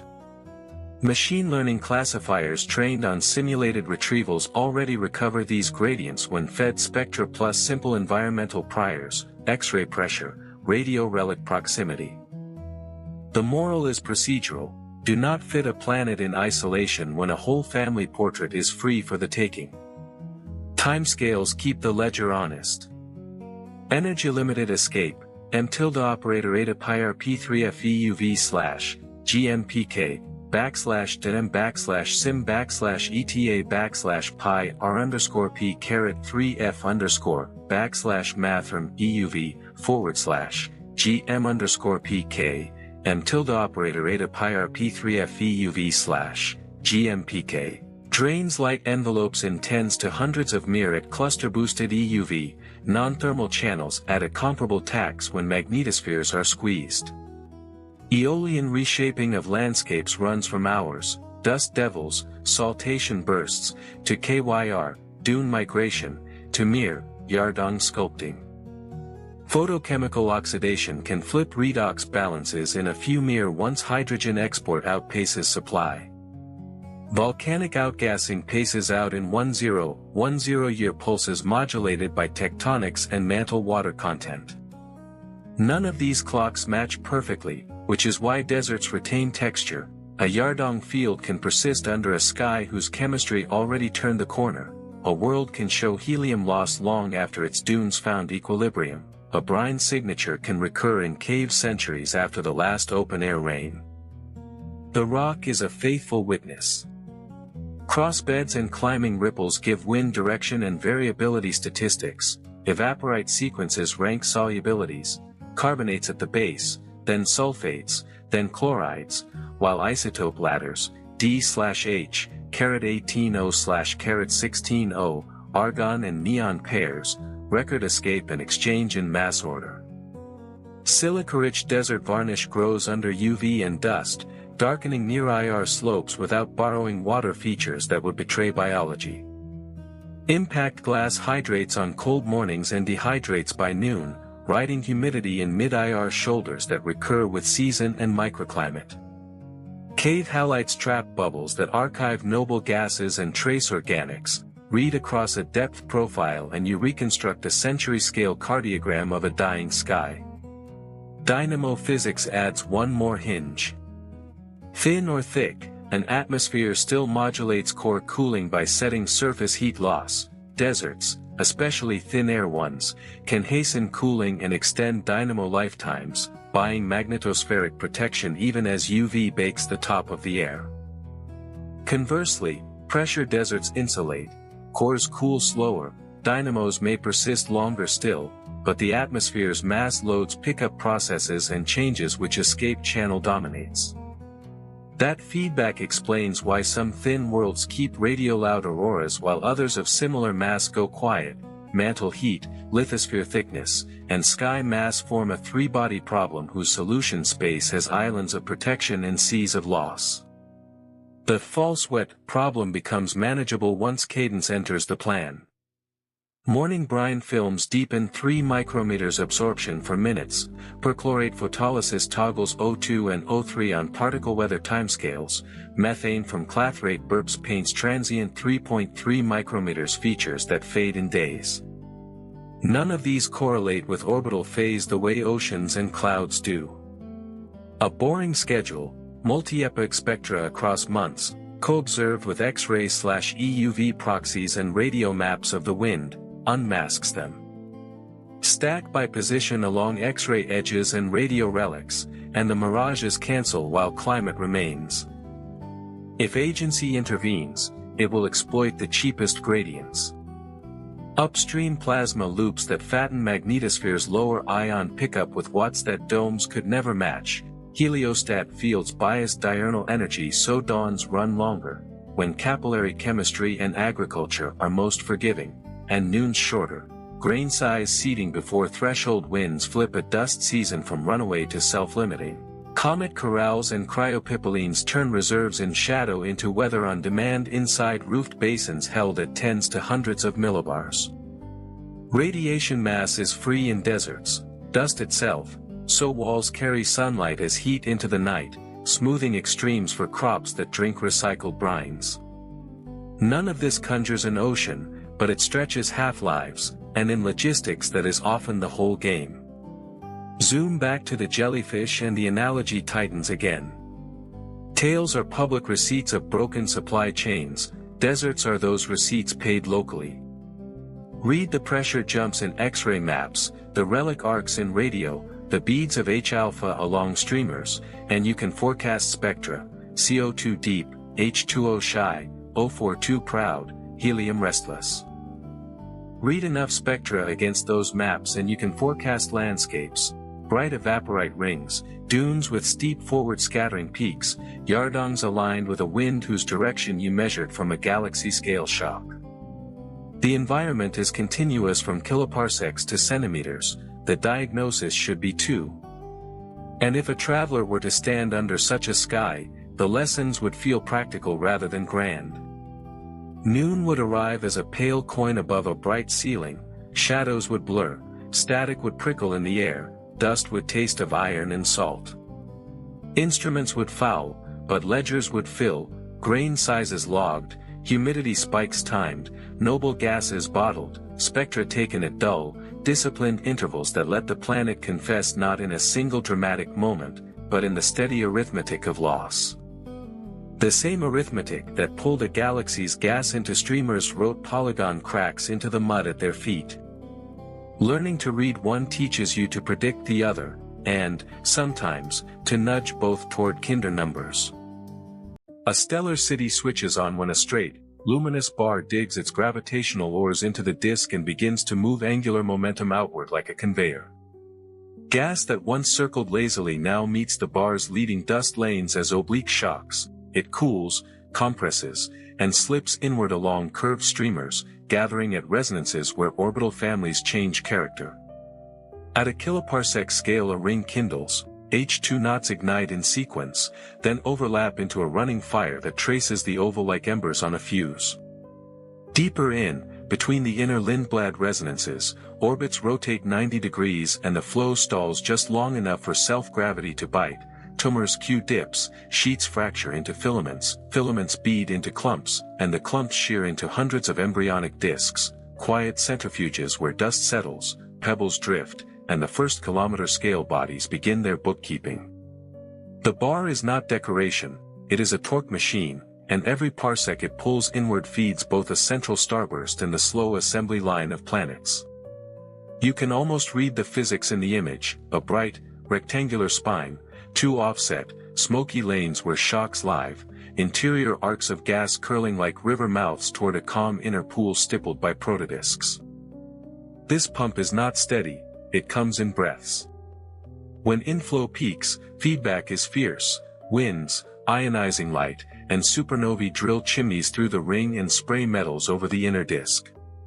It is a spectacular, hazardous hour, great for enriching solids and seeding magnetic fields, terrible for fragile atmospheres. Then the engines sag. After tens to a few 100 million years the radiation field softens, turbulence decays from supersonic to merely brisk, and the sound speed falls enough for thinner midplanes and stronger pressure bumps. Migration traps appear where dust back reacts on gas, snowlines sharpen, dead zones switch on in the cooler inner few astronomical units, reducing viscous stirring. This is the window the bar secretly builds, a lull after the blaze when disks are metal-rich and long-lived, but the sterilizing fireworks have moved on or upward. Around K and late G-type suns nested in the ring's aftermath, warm orbits stabilize, periods of a few tens to a few hundreds of days where water can persist if the atmosphere is not flayed. Giant planets, grown fast by pebble accretion in the metal-heavy outskirts, stall at pressure maxima instead of plowing inward, sparing the inner architectures. The probability of temperate survivor spikes not during the roar, but in the eddy that follows it. Meanwhile the bar evolves under its own labor. Each parcel of gas that loses angular momentum to dive inward hands that momentum to the bar and outer disk, and dynamical friction with the halo slows the pattern until resonances march outward. If inflow is copious, a compact central mass builds and begins to undermine the very orbit family that props the bar up, buckling thickens the spine, sometimes an inner, faster bar sprouts like a relay baton to carry gas the last few hundred parsecs. These cycles write a secular biography, torque, inflow, ring, burst, lull, renewal, each pass flattening metallicity gradients, carving new rings, and resetting the odds for calm climates. Even a mild black hole episode can be folded into the cadence, a short, dim accretion flicker when gas kisses the last resonant barrier, more nuisance than apocalypse for life if it is brief and off-axis. From far away the scene reads as cinema without neon, a barred disk blazing along its axis, two pale rivers of gas pouring inward, and a grainy inner commons where newborn systems glow in thermal reds and amber whites, hundreds of small, hot crescents etched against a darker floor. But under that spectacle runs a careful ledger. Bars are engines that exchange order for structure, they compress entropy into stars and sort solids into disks, they open and close habitability windows on 100 million-year dials. Call them pumps of life not because they guarantee it, but because they sculpt the only conditions under which it can quietly take root and keep its balance while the galaxy catches its breath. Watch the bar long enough and you see it teach the disk to breathe. Spiral arms latch onto its ends like sails, amplifying the bar's pull on the gas and feeding back a tide that keeps the pattern alive.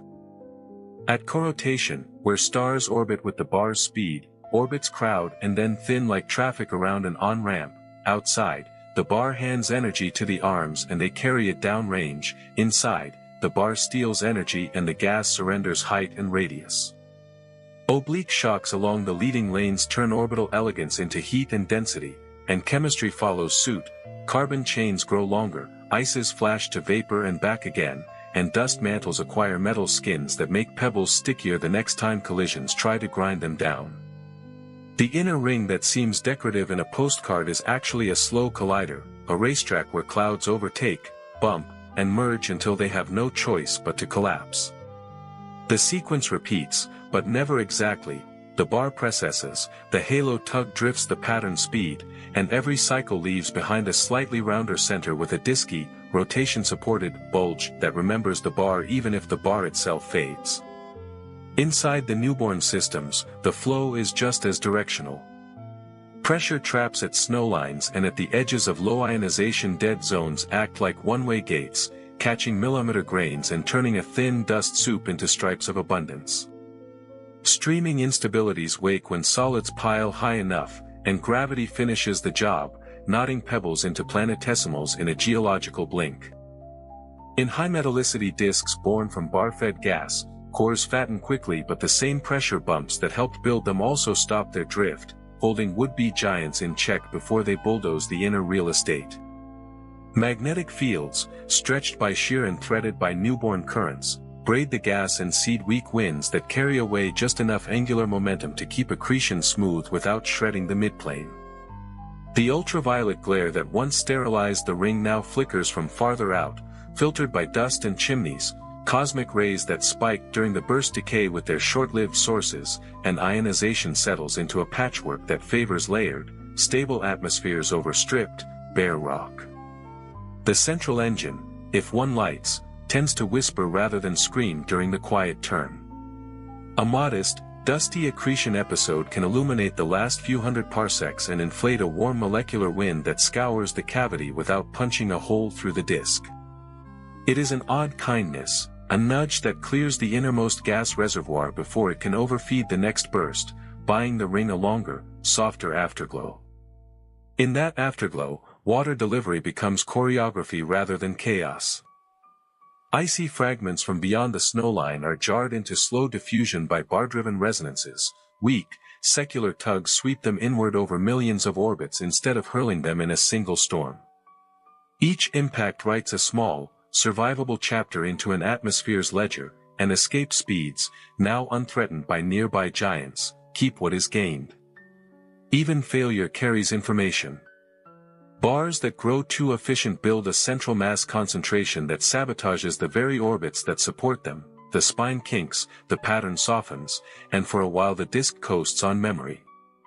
Yet the outer disk, ripe with fresh asymmetries and a halo still willing to lend torque, can spawn a new bar that inherits the lanes and restarts the pump. Every rebirth rethreads metal through the inner few kiloparsecs and repaints the gradients that planets later mine. The clock for habitability windows is tied to these secular beats, a luminous season of compression and noise, a tempering season of assembly and cooling, and then a long, dim plateau where orbits settle, atmospheres thicken, and surfaces learn the rhythm of their stars. From the right vantage the whole story fits in a single frame. A graphite bright spine bisects the disk, two smoky rivers of gas pour inward along offset lanes, within, a muted oval pools with light, stippled by hundreds of hot crescents, protodisks catching fire where dust piles and cools. No neon, just thermal glow and scattered starlight, the color of iron at first heat. But the still image understates the intrigue. The bar is exchanging angular momentum for options, trading disorder for scaffold, writing temporary truces between gravity and feedback so that chemistry can slow down and try ideas. Not every cycle will gift a climate, not every ring will raise a stable archipelago of worlds, yet the odds change precisely because the bar keeps time. In a universe where chance rules the small scales, a straight bright scar across a spiral can be the closest thing to intention you will ever see. Tilt the frame and the geometry explains the timing. Two families of closed stellar paths crisscross the inner few kiloparsecs, the long, bar-aligned streamlines that carry most of the torque, and the short, perpendicular loops nested near the center. Gas cannot follow crossing orbits without colliding, so it chooses, it rides the long tracks until the inner resonances, then swings onto the short ones and piles up where the switch is smoothest.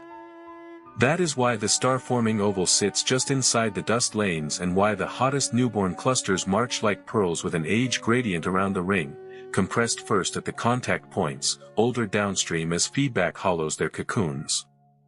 Offset tracers tell the same story in different languages, CO peaks where the squeeze is fresh, H-alpha and Pi-alpha flare a little further along, warm dust glows still later where winds and radiation have cleared the skin. If you map polarization, you catch magnetic fields draped along the shocks like pulled taffy, then curling inward with the streamlines. If you listen in radio continuum, you hear the flattening of spectra where fresh electrons are stirred and the softening halos where they age. Bars do not only feed, they also edit. By shuttling the cold phase inward, they starve the mid-disk and replace patchy chaos with orderly shear, shutting off giant cloud formation along the bar itself while igniting it at the ring. Quenching and triggering, written side by side on the same canvas. The metallicity slope flattens as recycled material is mixed toward the core, dust-to-gas ratios rise, the opacity of disks born in this season jumps just enough to cool midplanes efficiently and widen the safe corridor for solids to settle. In those opaque nurseries, turbulence declines from roar to whisper, the Stokes numbers that control drift slip into the sweet spot, and streaming instabilities switch on in thin, contiguous bands that ladder up from pebbles to mountain-sized seeds. The same secular torques that once threatened to drag giants inward now carve pressure dams that hold them, confining their gravity wells to the outer workyards and preserving the quiet inner lanes where smaller worlds assemble. Time itself becomes a parameter you can almost measure in the light. When the pattern speed sags, corotation migrates outward and the ring follows, leaving behind a fossilized, rotation-supported pseudo-bulge that still remembers the bar in its flattened, disky kinematics. Catch a galaxy mid-breath and you may see a nested relay, an inner, faster bar turning inside the older one like a gearbox, to fairy gas the last few hundred parsecs. Catch it later and the relay is gone, the central mass has risen just enough to undermine the backbone orbits, and the bar relaxes into a softer oval while the disk regathers asymmetries for the next attempt. Each loop of the cycle redraws the odds for climate, noise, then nurture, then a plateau long enough for oceans to equilibrate and for atmospheres to learn local weather instead of warfare. Even the rare hazards lean toward nuance. A compact black hole flicker fed by the bar's last inward gasp can loft a warm molecular breeze that dusts the cavity and trims the fuel line without blasting the ring. Superwinds from clustered supernovae prefer the minor axis, venting perpendicular to the plane and sparing the sheltered inner few hundred parsecs. The net effect, more often than not, is housekeeping rather than catastrophe, an enforced pause that lengthens the calm between bursts. In that pause, water finds its routes through damp snow lines, organics survive UV long enough to polymerize, volatile budgets become a book that can finally stay balanced. Pull back to the promised visual and the physics keeps its elegance. A straight, iron-hot spine bisects the disk, two smoky rivers pour along offset lanes, inside them an oval pool of light is stippled by 100 tiny crescents, protodisks warmed from within, not painted by neon, each a slow centrifuge weighing futures. The intrigue is in the motion you cannot freeze, angular momentum flowing outward, metals and dust flowing inward, feedback venting upward, chemistry settling downward. Call the bar a pump if you like, what it really sells is time, hard-won, locally ordered, statistically generous time, so that a restless galaxy can occasionally host something patient enough to call the result a season and the season a home.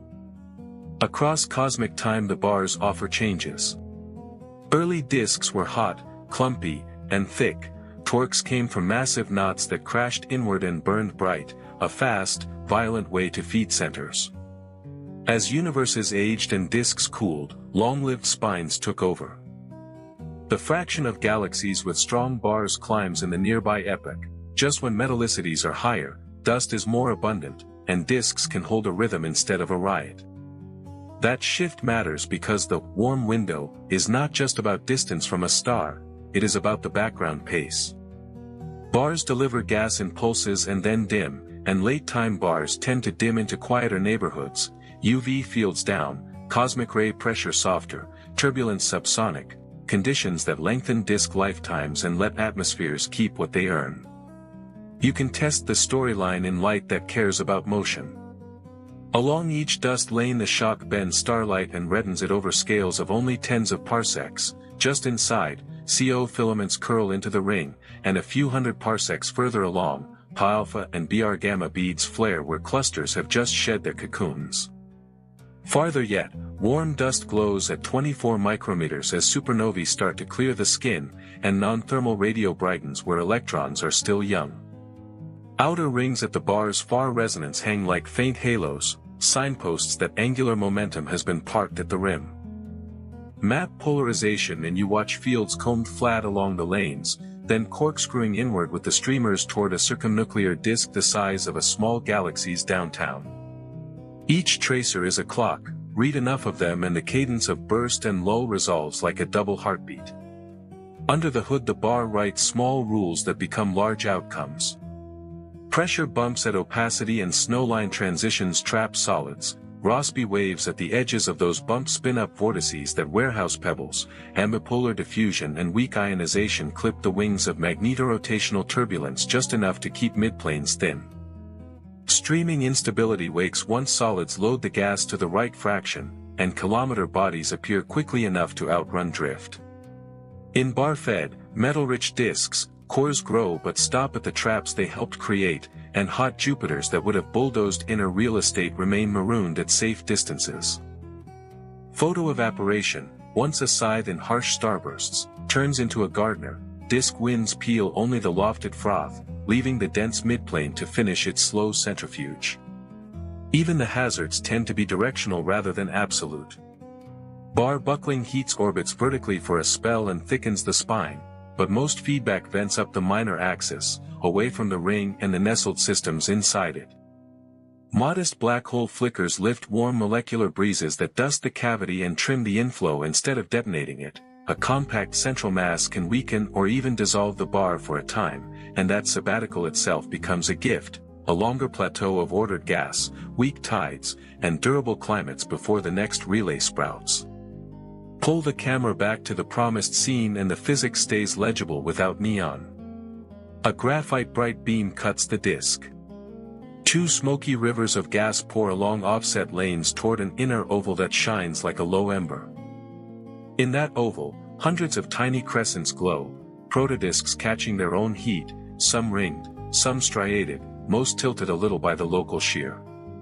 The arms hitch to the bar's ends and ferry energy outward, metals, dust, and stories stream inward. Between those crossings lies the interval that living chemistry likes, not silence, but a steady hush after thunder, long enough for oceans to find levels and skies to learn weather. The bar didn't make life, it made time with a preference, and in a restless galaxy, preference is the closest thing to mercy. Zoom closer and the age gradient turns into a time-lapse. Clusters at the contact points carry blue, hard light and sharp H2 shells. A quarter turn downstream the light warms as winds hollow the cocoons, another quarter and supernovae have carved chimneys that vent vertically, leaving behind calmer, redder knots that fade into a dust-rich oval. The elongated core keeps feeding the loop with fresh gas, but not uniformly. Its torque slackens and tightens as the pattern precesses, so the ring lights in patches that migrate like weather. Magnetic fields ride the flow, combed flat along the shock lanes and then spiraling inward, and their tension helps stitch filaments that refuse to shred. The result is order without stillness, streams that curve, clouds that merge, a racetrack where collisions are frequent but low speed, exactly the kind of traffic that favors collapse over carnage. In that inner commons the new systems inherit a chemical dowry that is richer than the mid-disk average. Dust mantles thicken, volatile ices cycle between vapor and frost, and grains accrete metal skins that make them tacky enough to glue on contact. Pressure traps at opacity jumps and snowlines collect solids into narrow belts. Rossby eddies at the belt edges hoard pebbles, streaming instabilities wake and promote piles into kilometer seeds before drift can steal them.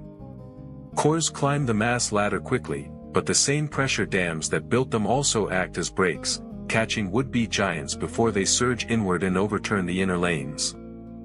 With the glare from massive neighbors already tapering and the cosmic ray bath relaxing after the burst, atmospheres that condense on these worlds stand a chance of keeping what they gather. The warm corridor, weeks to months of orbital period for modest suns, stops being a knife edge and widens into a shelf. The straight axis also edits the disk beyond the ring. Along the stellar bridge itself, shear is high and turbulence is oddly disciplined. Giant clouds struggle to survive there, so star formation skips the spine and blooms at its ends and inside its oval. That division of labor writes two signatures at once, quenching in the bar proper, ignition at the resonances. Over repeated cycles the process flattens metallicity gradients and fattens a rotation-supported central component that remembers the bar in its kinematics even if the spine weakens. When the pattern slows, corotation marches outward and the outer ring at the far resonance grows, faint, broad, and metal mixed, a record of where angular momentum was parked. The inner ecosystem keeps most of the benefits, a steady inflow, a softening background, and long, relatively quiet intervals where disks live out their viscous clocks. Hazards remain, but they acquire direction and timing. Bar buckling heats stars vertically for a season and thickens the spine, yet most feedback still vents up the minor axis, sparing the plane. A compact central flare, if the inflow briefly kisses the last resonant barrier, tends to be dusty and local, more of a warm molecular breeze than a scouring blast. Even encounters help more than they hurt. A passing dwarf or a tidal nudge can strengthen the stellar truss, freshen the lanes with new fuel, and reset the cadence without erasing the inner order. The worst outcomes require bad luck and bad phasing together. The typical outcome is housekeeping that lengthens the lull that chemistry prefers. Look again at the promised frame and the physics stays readable. A graphite bright beam runs through the disk, two smoky rivers descend along offset lanes, inside, an oval pool glows like banked coals. Across that pool, hundreds of tiny crescents shine, protodisks lit by their own friction and by warm dust, some laced with rings where pressure has penned the solids, some showing bars and spirals of their own where self-gravity has begun to write smaller copies of the larger script. Nothing garish, just thermal light and scattered starlight, the palette of iron at first heat and dust near sublimation. Follow the money, the angular kind, and the ledger explains the odds. The elongated hub steals angular momentum from gas and gifts it to stars outside, the arms carry that gift outward, thinning chaos at the center. The ring spends the inflow on clusters and on the quiet machinery of planet building, feedback pays a tax upward and buys clearer skies. The pattern slows and the cycle resets. Each loop is a negotiation between gravity, dissipation, and memory. None of it guarantees a climate, but it stacks probabilities in a way that blind, unbarred drift rarely does, more metals where you need them, less turbulence when it counts, pressure traps in the right places, and time, precious, statistically unusual time, for oceans to find their level and skies to learn stable weather. Even failure leaves useful fossils. A spine that grows too efficient can undermine its own orbit family and relax into a softer oval. What remains is a flattened, fast-rotating center with a dust-rich ring that still does the job. A lull that stretches into a billion years cools the background far enough that thin disks survive long after their luminous parents fade. A late relay, a short, faster inner bar, can reignite the lanes and finish the delivery to a tiny circumnuclear disk without waking a full storm. The script is modular, and galaxies rewrite it with local accent, but the theme holds. A straight scar across a spiral rearranges chaos into cadence and trades brightness now for survivability later. From that vantage, calling the bar a pump is not metaphor but mechanics. It takes disordered orbital energy and exports it. It concentrates raw material where orbits are kind, it opens a window after thunder when the midplane is cool, the radiation polite, the chemistry unhurried. If life anywhere needs a patient hour in a restless city, a luminous spine across a disk is how the city buys it, an engine that prefers sequence over spectacle and builds, in its pauses, the possibility of a home. Tip the lens to the outer disk and you catch the other half of the bargain. At the bar's far resonance the traffic circle widens into a faint, gauzy ring where angular momentum is parked like cargo at the rim. Clouds there are stretched, not crushed, star formation is patchy, slow, and metal poor compared to the inner oval. That contrast matters, the outskirts remain a cold reservoir feeding the next innings, while the center refines and assembles. A minor tidal nudge, an offhand brush from a passing dwarf, can straighten the spine, tighten the lanes, and send a fresh pulse inward without igniting a full storm. Secular evolution becomes choreography, energy shuttled outward, mass ferried inward, pattern speed easing down, resonances stepping to new radii, and the whole system learning a slightly different rhythm with every lap.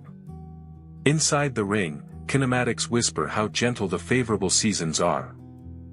Velocity dispersion drops in the midplane, not to silence but to a hush that lets grains settle. Epicycles still exist, yet their swirls are small enough that pressure bumps hold their cargo. Ionization stratifies, tenuous skin active and windy, dense belly cool and calm. Ambipolar drift slides fields through neutral gas like hands through silk, diffusing just enough magnetic stress to keep shear from shredding the midplane. Chemistry exploits the lull.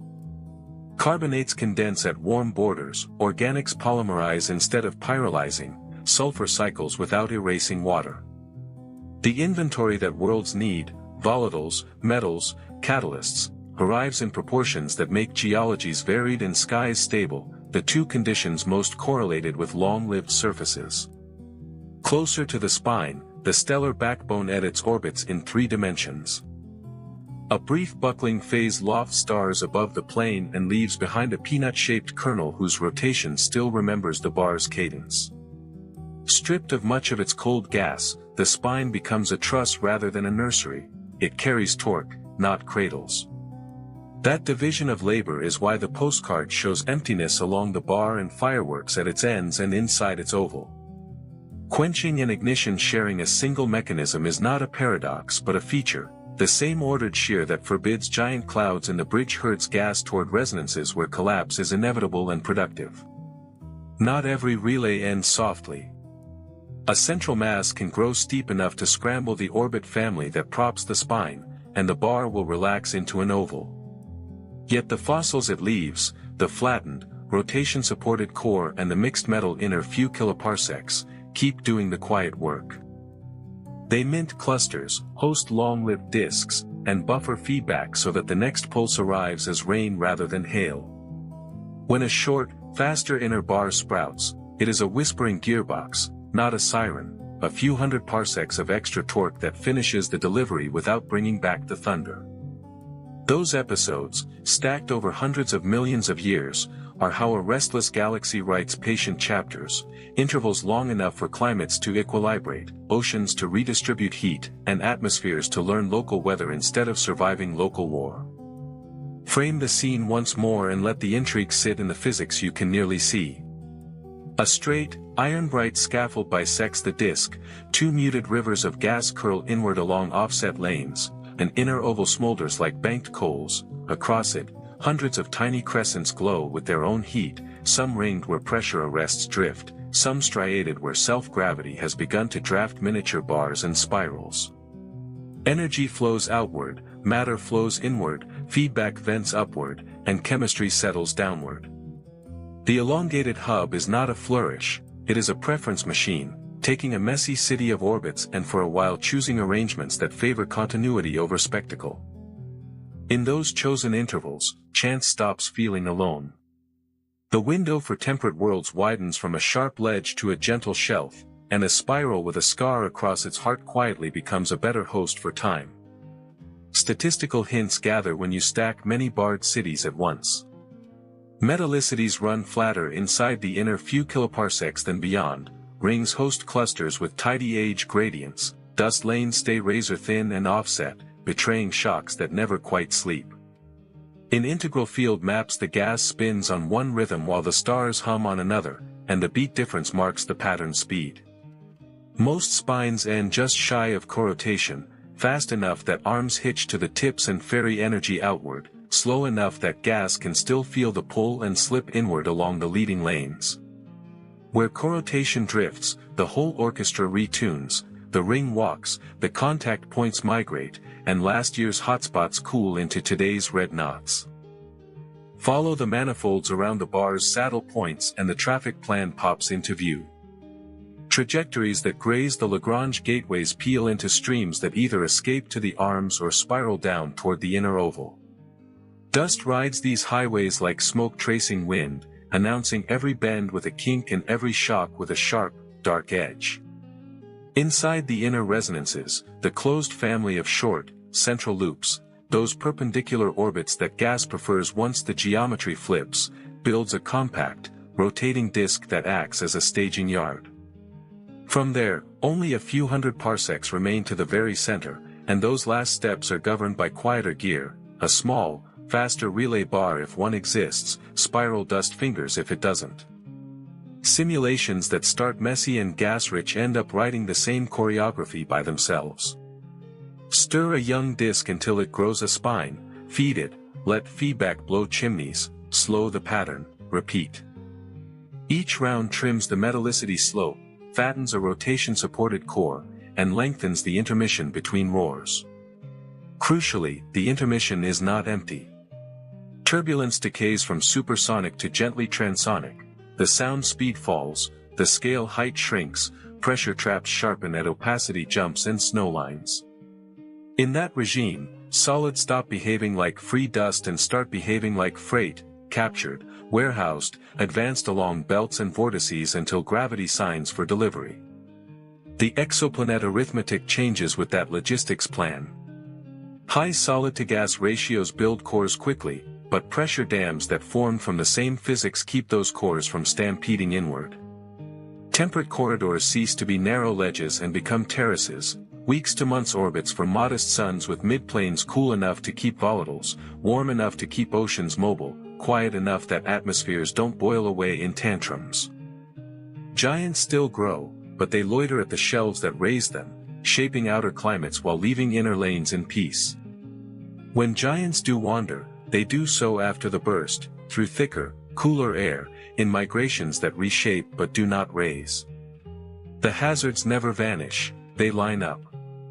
A buckling episode thickens the bar into a peanut-shaped kernel and sends a brief rain of vertical heating through the inner disk, but most of the fury vents up the minor axis. A compact accretion flicker at the very center floods a few hundred parsecs with warm molecular light and then starves, trimming the inflow without kicking the door off its hinges. A passing dwarf tweaks the pattern, freshens the lanes, perhaps even kindles an outer ring at the far resonance that stores the angular momentum the inner city just exported.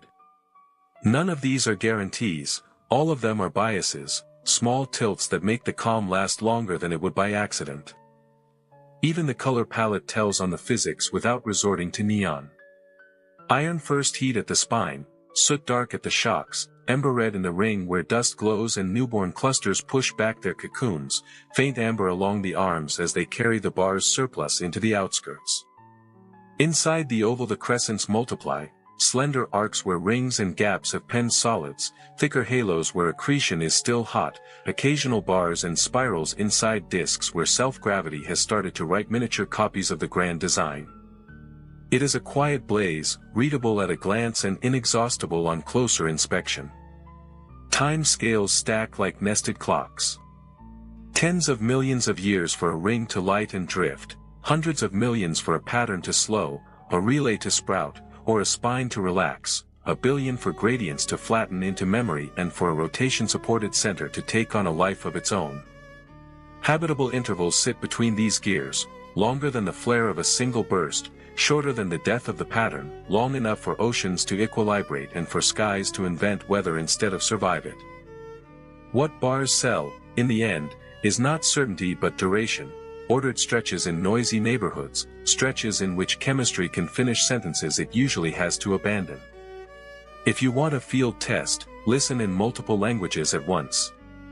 CO maps flag the fresh squeeze, recombination lines mark the cohorts that just came of age, mid-infrared bands from aromatic carriers trace the relit skins after shocks, radio continuum hardens where electrons are new and softens where they have aged, polarization lines up along lanes and then spirals inward with the flow. Lay those tracers over the starlight and the cadence appears like a heartbeat with a pause between beats, a pulse and a rest, delivery and digestion. Pull back once more to the promised frame, a straight, luminous truss cutting the disk, two muted rivers pouring inward along offset lanes, an inner oval glowing like low coals, across it, hundreds of hot crescents, small laboratories spinning down their chaos into structure. Energy leaves, matter gathers, winds climb, chemistry settles. Call it a pump if you want, it is equally a metronome. In a universe that prefers turbulence, a bar persuades a spiral to keep time, and in those counted measures the odds tilt, slightly, stubbornly, toward worlds that can warm without burning and last long enough to remember. Tip the simulation a notch further and the mechanics read like a recipe. The long, bar-aligned orbits, call them the spine family, carry most of the torque. The short, perpendicular loops inside, call them the heart family, collect the inflow. Gas, forbidden to cross itself without shock, slips along the spine until the inner switches appear, then folds onto the heart loops and stalls just long enough for gravity to steal the show. There, surface densities clear the instability threshold, sheets shred into filaments, filaments bead into clumps, clumps shear into hundreds of compact centrifuges that glow as pale crescents against a warm floor. Dust mantles thicken, ices cycle at their snow lines, and pebbles drift until pressure traps at opacity jumps and dead zone edges hold them like shelves. Vortices bloom at the trap rims, streaming instability wakes, kilometer bodies appear before drift can rob the bank. The same pressure dams that built the cores catch them, too, and what might have become marauding giants hangs back on the outer terraces, leaving the inner lanes to sketch smaller, temperate plans. Observables keep the ledger honest. Dense gas tracers spike just inside the dust lanes, shock fingerprints in CO and Fe2, sharpen where the squeeze is young, recombination lines bead slightly downstream, PAH bands reignite further yet as skins recover, radio spectra harden where electrons are fresh and soften where they age, polarization vectors lie flat along the lanes and then spiral into the oval. Pattern speed sets the cadence. When it sags, corotation walks outward, contact points migrate, and the ring's hotspots drift like weather on a slow jet stream. Outer arms hitch to the bar tips and ferry energy outward, raising a faint far ring that warehouses angular momentum at the rim. Inner flows curl inward like smoke following a draft, and the downtown fattens into a fast-rotating kernel that remembers the spine long after it fades. Habitability is a matter of background manners. During the roar, UV fields, shocks, and cosmic ray baths are blunt instruments, excellent for chemistry's inventory, cruel to young atmospheres. In the lull, the atmosphere of the inner few kiloparsecs turns civil. Turbulence slides from supersonic to transonic, sound speeds fall, scale heights shrink, ionization stratifies into a windy skin and a cool belly, ambipolar drift bleeds magnetic tension without tearing the midplane. Disk winds peel froth and leave the dense waste to work, photoevaporation trims, not scythes. Metallicity and dust-to-gas ratios sit in the sweet spot where midplanes cool efficiently and pressure bumps stay sharp. The corridor 4 warm orbit ceases to be a cliff and becomes a shelf, weeks to months periods around modest suns where water can stay liquid, volatiles can cycle, and skies can keep what they are given. The bar edits architecture beyond the ring as surely as it feeds the center. Sheer along the stellar truss is high and disciplined, giant clouds seldom survive on the bridge, so star formation leaps to the ends and into the oval. Quenching and ignition share a cause, ordered torque that forbids one locale while forcing collapse in another. Over cycles, gradients flatten, a rotation-supported core fattens, and the intermissions lengthen. Even interruptions lean helpful. A short, dusty nuclear flicker lifts a warm molecular breeze that vacuums the cavity and chokes the inflow before a full storm can form. A mild buckling season thickens the spine yet vents fury up the minor axis, away from the cradle. A passing dwarf tweaks pattern speed just enough to refresh the lanes without wrecking the stage. Cinematically, nothing gaudy is required. A graphite bright beam cuts the disc, two smoky rivers stream along offset lanes, inside, an oval smolders like banked coals, across it, hundreds of crescents glow, some narrow with rings where pressure pens solids, some thicker where accretion still runs hot, some already sketching tiny bars and spirals of their own. Energy flows outward, matter flows inward, winds climb, chemistry settles. The intrigue is in the invisible current, angular momentum traded for options, noise traded for cadence, brightness now traded for survivability later. A bar does not promise life, it sells duration, measured, statistically generous seasons in which disks can finish their bookkeeping, oceans can find level, and skies can practice weather instead of war. In a universe that prefers turbulence, a straight luminous scar persuades a spiral to keep time, and in those counted measures you can almost hear probability tilt. Push the clock forward one more beat and the city redraws its lanes. As the pattern slows, corotation migrates and the contact points slide, the ring does not switch off so much as relocate, leaving behind a fossilized, rotation-supported kernel with disky kinematics and a memory of straight lines. The fresh oval lights where the new inner resonances settle, and the same choreography resumes with a different radius, shocks along the leading lanes, dense gas spikes just inside them, age gradients that march around the oval like hours on a dial. Between these resets the background manners improve, radiation fields soften, turbulence tapers, and the midplane compresses, so the next cohort of disks begins with higher metallicity, sharper pressure traps, and gentler stirring. The corridor for temperate orbits thickens from a ledge to a terrace, and cores that would have plunged inward in a riot now meet pressure dams that stall them into quiet architecture. Habitability, in this script, is an emergent property of patience. The bar manufactures patience by turning violent inflow into paced delivery. Zoom into a single crescent and the small physics rehearses the large. Pebbles drift inward until a snowline or opacity jump slows the gas and creates a shelf, solids pile, vortices bloom, streaming instabilities wake, planetesimals appear before drift can bankrupt the account. Ionization stratifies so that a windy skin can vent while a cool belly stays laminar, weak magnetized winds bleed angular momentum without shredding the midplane. Young atmospheres condense while the fireworks are already venting up the minor axis and away from the plane, cosmic ray baths that once scoured the ring slacken with the dying burst, and escape velocities begin to win. Giants still grow in the outer workyards, but the same shelves that raised them keep them there. Inside, months-long orbits around modest suns stop living on a knife edge and learn weather. The promised image remains honest without neon. A straight, iron-bright truss spans the disk, two smoky rivers of gas stream along offset lanes, within, an oval pool glows like banked coals. Across that pool, hundreds of tiny crescents shine, some narrow and ringed where pressure has penned the freight, some fat and veiled where accretion is still hot, a few already sketching miniature bars and spirals under their own self-gravity. Angular momentum leaves by the arms, metals and dust arrive by the lanes, feedback climbs out of the plane, chemistry settles to the midplane. The intrigue is the ledger you cannot see, torque converted into structure, brightness spent to buy duration, chaos negotiated into cadence. A bar does not guarantee life, it engineers intervals in which life is statistically less unlikely, carving seasons of gentle background in a city that otherwise prefers storms. In a universe that loves turbulence, a straight scar persuades a spiral to keep time, and in those counted measures, worlds get to try ideas long enough to remember them. Tip the telescope to chemistry and the lull sharpens into a laboratory.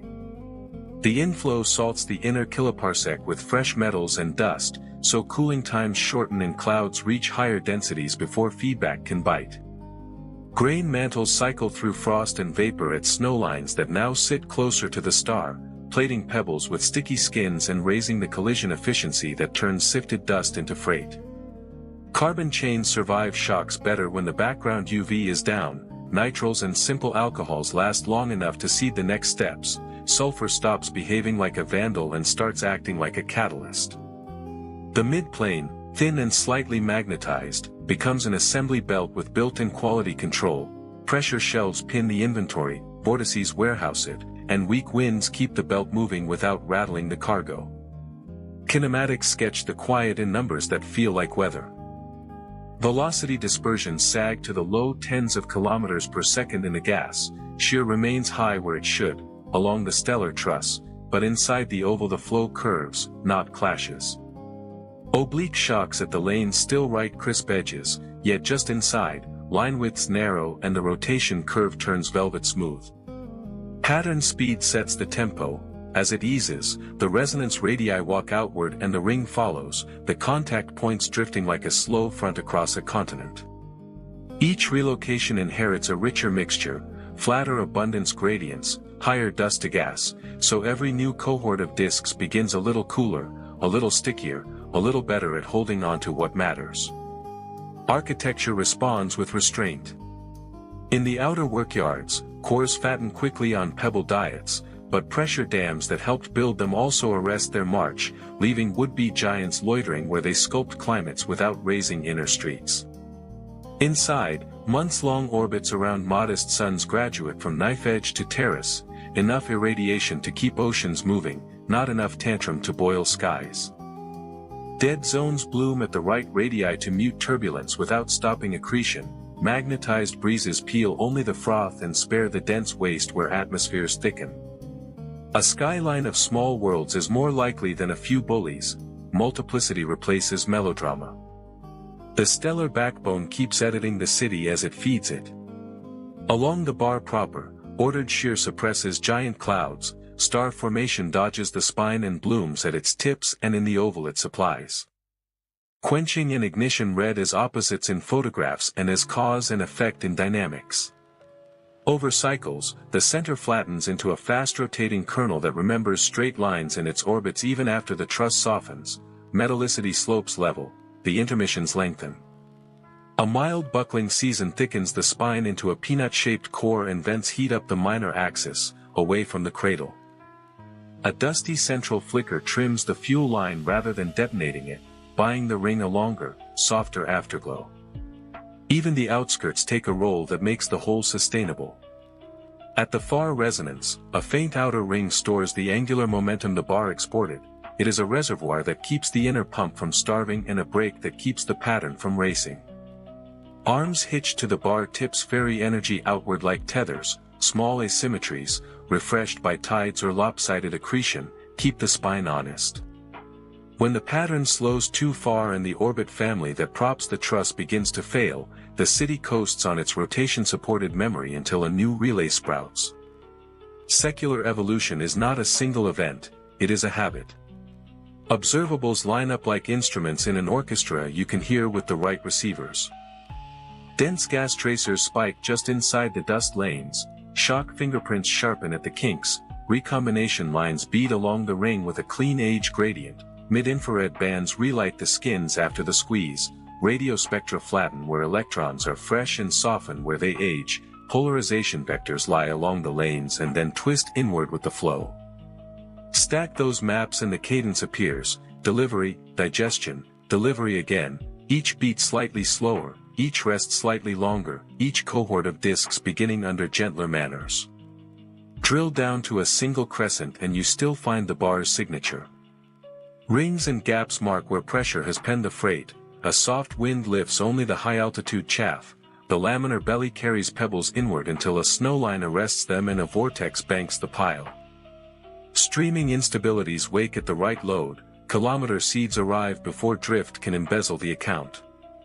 Cores assemble, atmospheres condense, and the fireworks that once threatened them now vent orthogonal to the plane.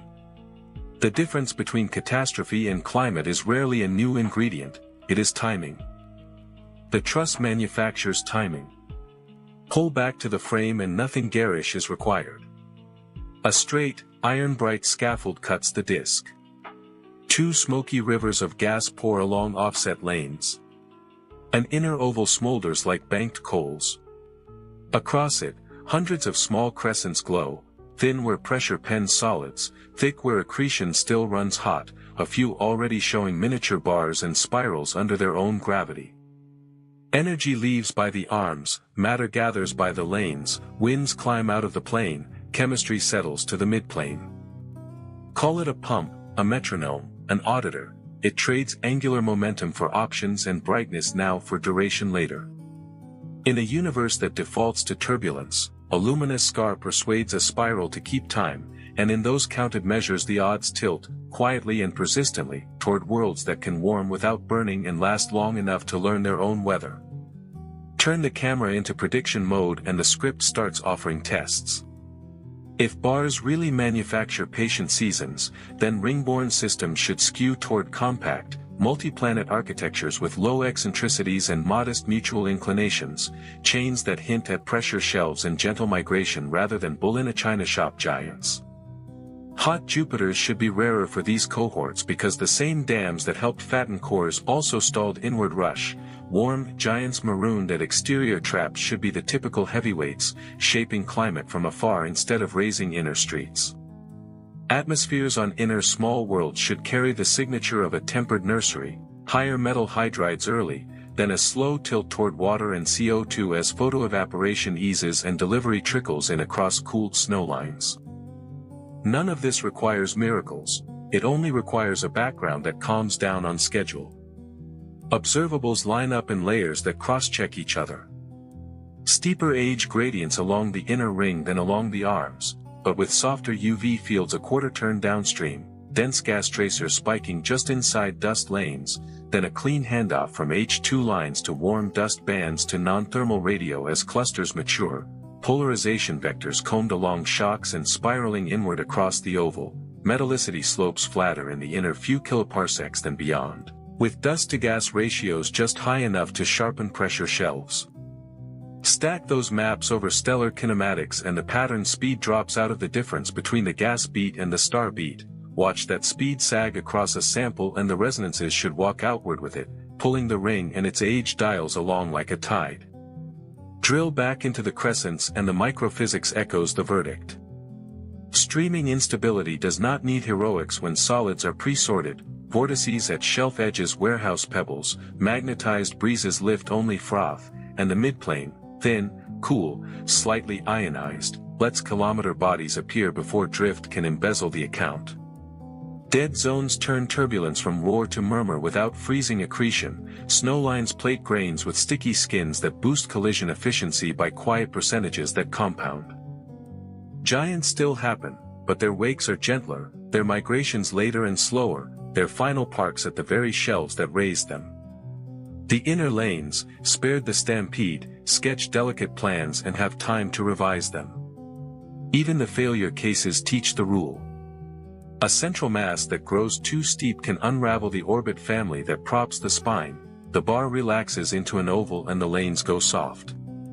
Yet the rotation-supported kernel it leaves behind keeps the downtown orderly, and the mixed metal inner disk continues to mint long-lived systems under calmer skies. A buckling episode thickens the spine into a peanut kernel, vents heat up the minor axis, and, counterintuitively, buys the ring a longer intermission. A dusty nuclear flicker trims the fuel line without detonating it. A tidal nudge from a passing dwarf tightens the truss and refreshes the streams. Catastrophe is possible, cadence is common. Run the time-lapse in your head. First beat, a bright truss bites, shocks light the lanes, a ring kindles, clusters bead, chimneys open. Second beat, the background softens, turbulence eases, the midplane thins, crescents multiply and sharpen as pressure pens the freight, warm corridors widen from ledges to terraces. Third beat, pattern speed sags, resonances migrate, the old ring fades into a memory kernel while a fresh oval ignites at a new radius, inheriting better metals and thicker dust. The intervals between beats lengthen. The metropolis is still restless, but its seasons become readable. And the visual you asked for keeps telling the truth without neon. A straight, iron-bright bar cleaves the disk. Two smoky rivers bow inward along offset lanes. Inside, an oval smolders like banked coals.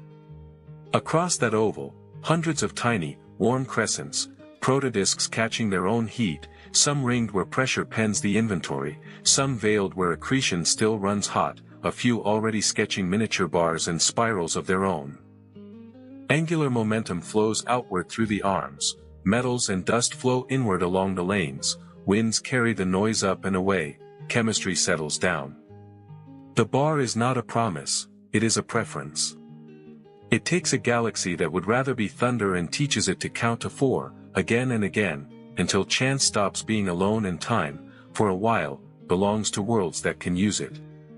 Push into the nucleus and the geometry tightens. Inside the inner resonances, the short, perpendicular loops knit a compact, rotating disk a few hundred parsecs across. Gas here no longer rides highways, it circles patiently, trading small torques in a viscous queue. If a tiny relay bar appears, it is more gearbox than spectacle, sliding material inward by tens of parsecs per million years.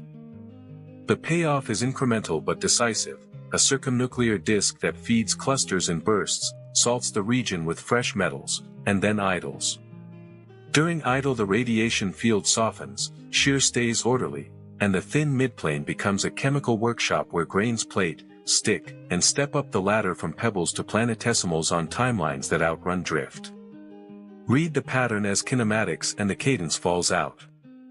The stars carry one frequency, the gas another, their phase offset is the bar's signature.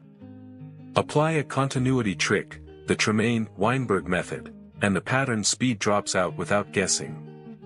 Watch that speed decline across a sample and you see resonances march outward, old rings fading into rotation-supported memory while new ovals light at larger radii. With each migration, abundance gradients flatten and dust-to-gas ratios edge upward. Every new cohort of disks starts with sharper pressure shelves and cooler bellies, a quiet statistical nudge toward compact, multi-planet systems that hold their atmospheres. Feedback keeps its lanes. Ionizing light and winds carve chimneys that vent perpendicular to the plane. Supernovae prefer the minor axis, even modest black hole flickers tend to couple to warm molecular gas close in, trimming the fuel line rather than scouring the ring. That anisotropy matters. The plane, the only place disks can live, sees housekeeping instead of havoc during the lull. Photoevaporation peels high-altitude froth, magnetized breezes bleed angular momentum without shredding the waste, cosmic ray pressure relaxes as massive stars age out. What remains is a tempered background where snowlines sit steady, dead zones mute turbulence, and pressure bumps keep freight from stampeding. Predictions follow that a sky can test. Inner rings should show crisp age gradients with softened UV a quarter turn downstream. Dense gas tracers peaking just inside dust lanes should hand off cleanly to recombination lines, mid-infrared bands, then non-thermal radio as clusters mature. Polarization should align along shocks and spiral into the oval with the flow. Metallicity slopes should be flatter inside a few kiloparsecs than beyond. Where bars are strongest and pattern speeds have slowed the most, warm giants should loiter at exterior traps, while small worlds in months-long orbits cluster in low eccentricity, low inclination chains, the architectural echo of shelves, vortices, and gentle migration. Return to the promised frame and let it stay understated. A rigid-looking spine crosses the disk, two muted lanes lean forward and feed an inner oval that glows without glare. Across that oval, hundreds of fine crescents tilt at slightly different angles, some ringed where pressure has penned the solids, some thicker where accretion still runs hot, a few already laced with miniature bars and spirals under their own gravity. Energy is being exported by the arms, matter imported by the lanes, noise vented upward, chemistry settled downward. The bar is not a miracle, it is a habit of order in a noisy city, converting torque into structure and brightness into duration until the odds for warm, durable worlds stop being an accident and start being a bias. Tip the galaxy edge on and the bar's handwriting turns into an X, boxy peanut kernels bloom where the spine once buckled, their stars on banana-shaped loops that spend most of their time above and below the plane, leaving the midline to gas that prefers order. Dust lanes that look like gentle brushes in a face-on postcard become razor slashes here, thin and dark, hugging the leading edges where shocks live.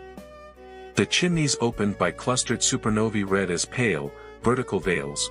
Between them, the plain looks oddly calm, as if the city learned to vent its anger upward to spare the streets.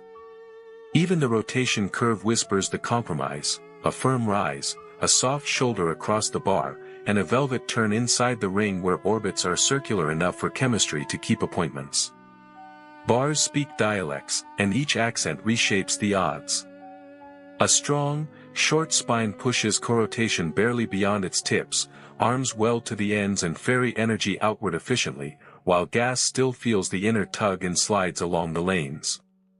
A slower, longer spine leaves a larger gap, arms decouple, manifolds wrap into suturings, and the inflow arrives in broader strokes that like multiple contact points like weather. Nested relays complicate the grammar. An inner, faster bar turns inside the elder like a clock within a clock, handing gas inward by tens of parsecs without raising its voice. Where inner resonances split, double rings appear, a bright, tight oval for clusters and a looser lane for staging fuel, two tracks of the same circulation, two clocks ticked by the same metronome.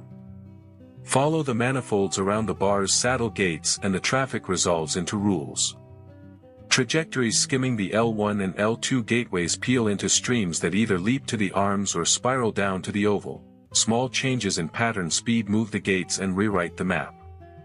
That is why age gradients migrate around the ring year by slow year, why CO brightens just inside the dust lanes while recombination lines lag by a fraction of a turn, why polarization vectors lie flat along the shocks and then twist into the oval like pulled ribbon. Even abundance carries the watermark. Gradients flatten inside a few kiloparsecs, dust-to-gas ratios rise just enough to sharpen pressure shelves, and every new disk lights with cooler bellies and stickier skins, a quiet compounding that turns probability into habit.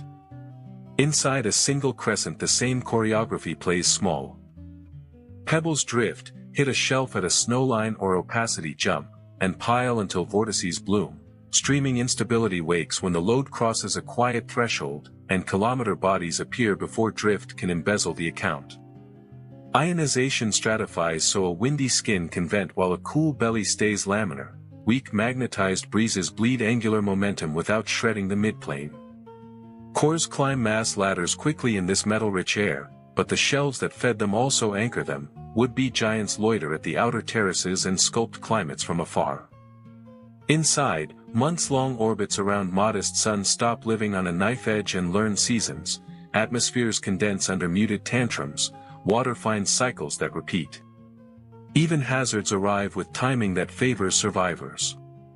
A buckling season thicks the spine and lifts heat out of the plane. A dusty nuclear flicker trims the inflow rather than detonating it, leaving a warm molecular breeze as the signature instead of a crater. A passing dwarf at the rim tightens the truss and freshens the lanes without tearing the stage. Catastrophe is an option, cadence is the baseline. Between beats, turbulence drops from roar to murmur, sound speeds fall, scale heights shrink, and the midplane compresses into an assembly belt with built-in quality control.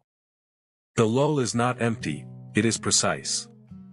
Pull back to the promised visual and nothing gaudy is needed. A rigid-looking spine cleaves the disc. Two smoky rivers bout inward along offset lanes. Within, an oval smolders like banked coals. Across it, hundreds of fine crescents glow, some ringed where pressure pens the freight, some veiled where accretion still runs hot, a few already sketching tiny bars and spirals of their own. Arms siphon energy to the outskirts, lanes import metals and dust to the heart, winds carry the noise upward, chemistry settles down.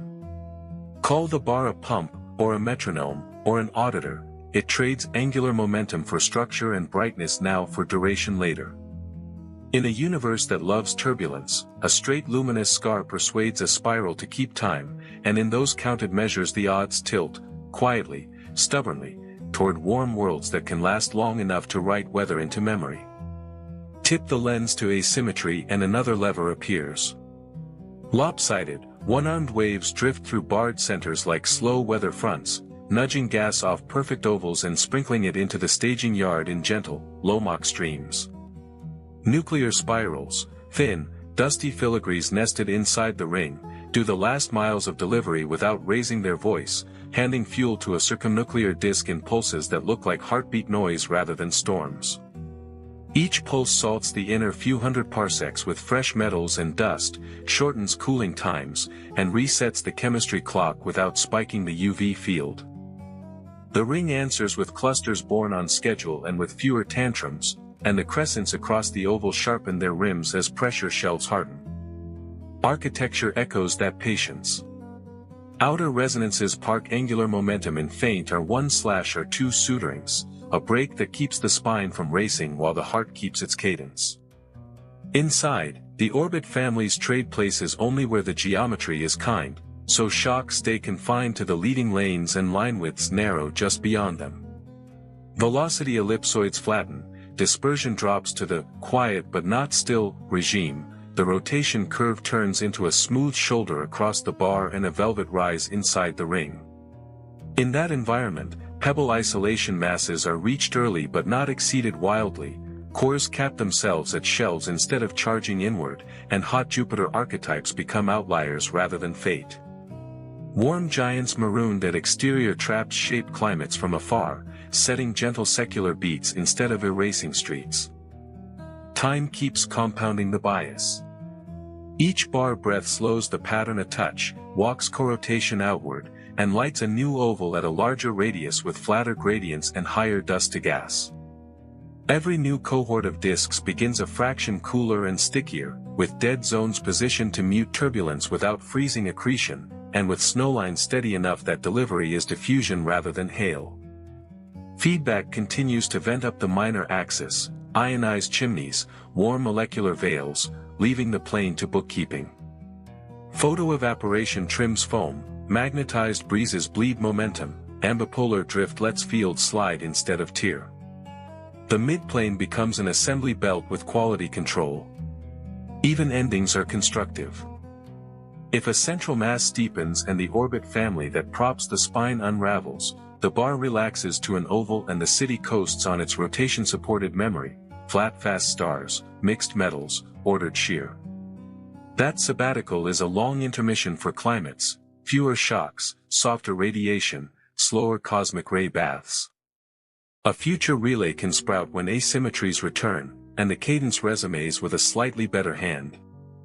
From the promised vantage you can still read the whole ledger without neon, a straight, iron-bright truss, two smoky rivers leaning forward, an inner oval like banked coals, hundreds of warm crescents, some ringed, some veiled, a few already sketching tiny bars of their own.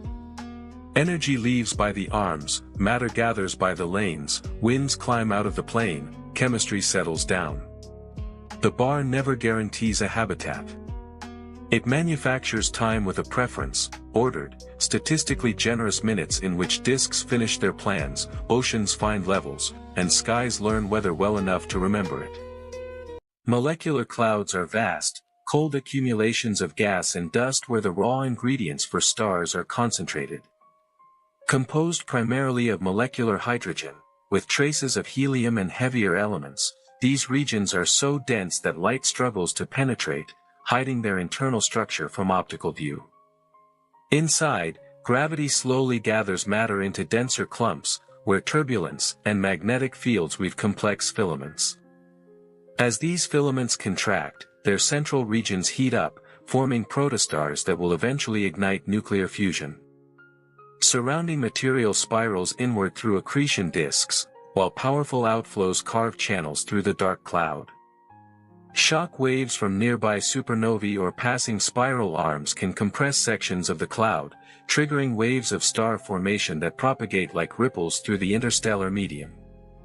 Over millions of years, the most massive stars born in these nurseries emit intense ultraviolet radiation, ionizing and dispersing the remaining gas, revealing young stellar clusters against the backdrop of the galaxy. Molecular clouds, often referred to as the stellar nurseries of the universe, represent one of the most complex and dynamic environments in astrophysics. These immense accumulations of gas and dust can span dozens, even hundreds, of light years, containing masses equivalent to millions of suns.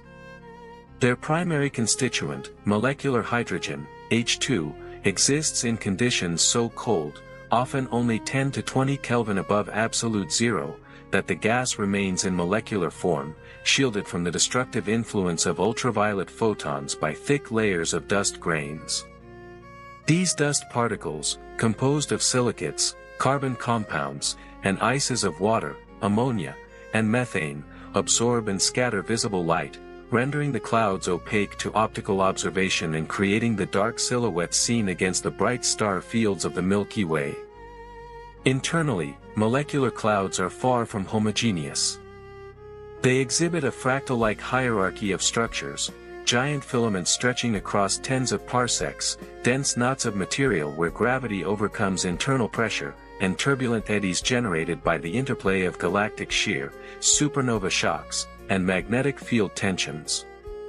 This turbulence is not mere random motion, it plays a critical role in shaping the star formation process. Supersonic flows within the clouds compress gas into sheets and filaments, setting the stage for gravitational collapse in localized regions where density thresholds are exceeded. In these high-density pockets, gravitational potential energy converts into thermal energy as matter falls inward. Yet, because the gas is so efficiently cooled by molecular line emission, particularly from CO and other trace molecules, the temperature remains low enough to allow continued collapse. This results in the formation of prestellar cores, compact regions only a fraction of a light-year across, where densities can exceed millions of particles per cubic centimeter. Within these cores, the balance between gravity, magnetic pressure, and turbulence determines whether a protostar will form. As collapse progresses, angular momentum conservation leads to the creation of a rotating accretion disk around the forming protostar. Through this disk, material spirals inward, feeding the young star, while part of the infalling gas is redirected into bipolar outflows. These collimated jets punch through the surrounding envelope, injecting momentum and energy into the cloud and influencing nearby regions of potential star formation. In clustered environments, multiple protostars can form within the same filament, interacting gravitationally and through their feedback processes, winds, radiation, and eventual supernova explosions. Molecular clouds do not exist in isolation, they are embedded within the larger interstellar medium and are constantly influenced by their galactic environment.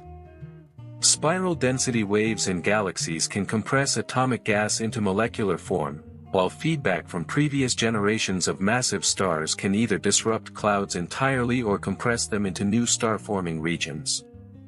This cyclical nature of formation and destruction contributes to the self-regulating mechanism of galactic star formation. Over timescales of 10 to 30 million years, the most massive stars born within the cloud begin to dominate its fate. Their intense ultraviolet radiation ionizes surrounding hydrogen, creating expanding H2 regions.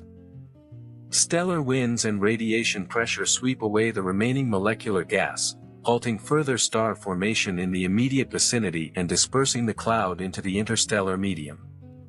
The remnants of the cloud enrich the galaxy with heavier elements, synthesized in the hearts of stars and expelled through stellar winds and supernovae, seeding the next generation of molecular clouds with the raw materials for planets and potentially life. The thermodynamics of molecular clouds is governed by a delicate balance between heating and cooling processes, each controlled by a variety of astrophysical mechanisms. The primary heating sources include cosmic rays, which penetrate deep into the cloud and ionize hydrogen molecules, initiating chemical reactions that release heat. Low-energy cosmic rays maintain a baseline ionization fraction even in the densest regions, influencing both magnetic coupling and chemical evolution. In more exposed areas of the cloud, ultraviolet photons from nearby stars can penetrate the outer layers, heating dust grains and triggering the photoelectric effect. Electrons ejected from dust grains collide with gas molecules, raising the gas temperature. On the other hand, cooling is dominated by the emission of photons through molecular rotational and vibrational transitions, particularly from CO, HCN, and other trace molecules, as well as fine structure lines from atoms such as carbon and oxygen in the cloud's outskirts. These radiative processes enable the gas to shed thermal energy efficiently, keeping the temperature low and allowing gravity to overcome internal pressure. Chemically, molecular clouds are rich laboratories where hundreds of distinct molecules have been identified, ranging from simple diatomics like CO and CN to complex organic molecules, some containing a dozen or more atoms. Dust grains act as catalytic surfaces for the formation of molecular hydrogen, which cannot form efficiently in the gas phase under these conditions. On grain surfaces, atoms of hydrogen stick, migrate, and combine into H2 before being released back into the gas. Icy mantles on grains also foster the synthesis of molecules like water, methanol, and formaldehyde. When nearby protostars heat these grains, the ice mantles can sublimate, injecting complex organics into the surrounding gas and potentially influencing the early chemical environment of forming planetary systems. Observationally, molecular clouds are best studied through radio and millimeter wave astronomy, as their dense, cold interiors emit little to no visible light. The CO molecule, despite being less abundant than H2 by several orders of magnitude, serves as a critical tracer of molecular gas due to its relatively bright emission in the millimeter band and its well-understood excitation properties. Astronomers use the rotational transitions of CO and its isotopologues to map cloud structure, estimate mass, and measure kinematic properties such as turbulence and rotation. Infrared observations, particularly from space telescopes like Spitzer and JWST, reveal embedded protostars still swaddled in dust, while submillimeter observatories like ALMA can resolve fine details in accretion disks and dense cores. Optical studies, though limited to the cloud peripheries, can trace the interaction zones where ionized gas meets molecular material. The dynamics of molecular clouds are influenced heavily by magnetic fields, which thread through the interstellar medium and can provide significant support against gravitational collapse. Polarization measurements of starlight passing through the cloud, as well as polarized emission from aligned dust grains, reveal the geometry and strength of these fields. In some cases, magnetic tension channels material along field lines, shaping filamentary structures. In others, it can delay or even prevent the collapse of low-mass regions, influencing the stellar initial mass function, IMF. Turbulence, often injected by supernova remnants, galactic shear, or protostellar outflows, acts both as a support mechanism and a trigger, compressing gas locally while providing a chaotic environment that resists global collapse. The life cycle of a molecular cloud is thus an interplay between formation, evolution, and destruction. Formation often begins with the compression of diffuse atomic gas by large-scale galactic processes, spiral density waves, supershells from clustered supernova explosions, or the gravitational focusing of gas streams in galaxy interactions.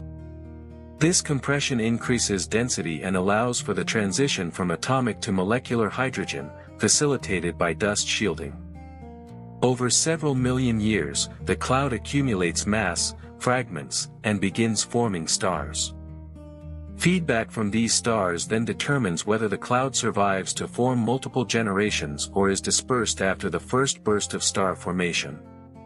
In galactic terms, molecular clouds are essential engines of evolution.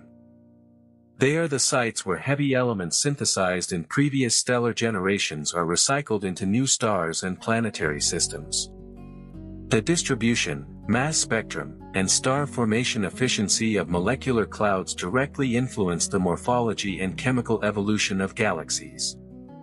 In starburst galaxies, for example, vast complexes of giant molecular clouds can produce stars at rates hundreds of times greater than in the Milky Way, driving the rapid buildup of stellar mass and contributing to powerful galactic winds that enrich the intergalactic medium. On a galactic scale, molecular clouds are not merely isolated star factories, they are integral components of the broader feedback-regulated ecosystem that shapes the structure, chemistry, and evolution of entire galaxies. Their distribution is often concentrated along spiral arms in disk galaxies, where density waves sweep through the interstellar medium, compressing atomic hydrogen into molecular form. In barred spiral galaxies, gravitational torques from the central bar can funnel gas inward, building up massive reservoirs of molecular material near the galactic center, often triggering intense starbursts. In interacting and merging galaxies, tidal forces dramatically enhance cloud formation rates, while high-velocity collisions between gas flows produce giant molecular associations far exceeding the size and mass of any cloud in a quiescent spiral galaxy. The environment in which a molecular cloud resides profoundly influences its star formation efficiency, SFE, and the nature of the stellar populations it produces.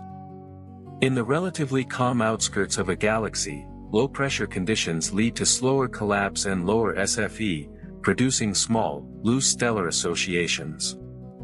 By contrast, in high-pressure environments near galactic centers or in starburst regions, the collapse of dense clumps can proceed rapidly, leading to the formation of massive, gravitationally bound clusters, some of which survive for billions of years as globular clusters.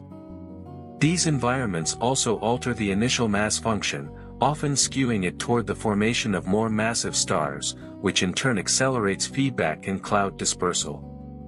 Star cluster dynamics within molecular clouds add another layer of complexity.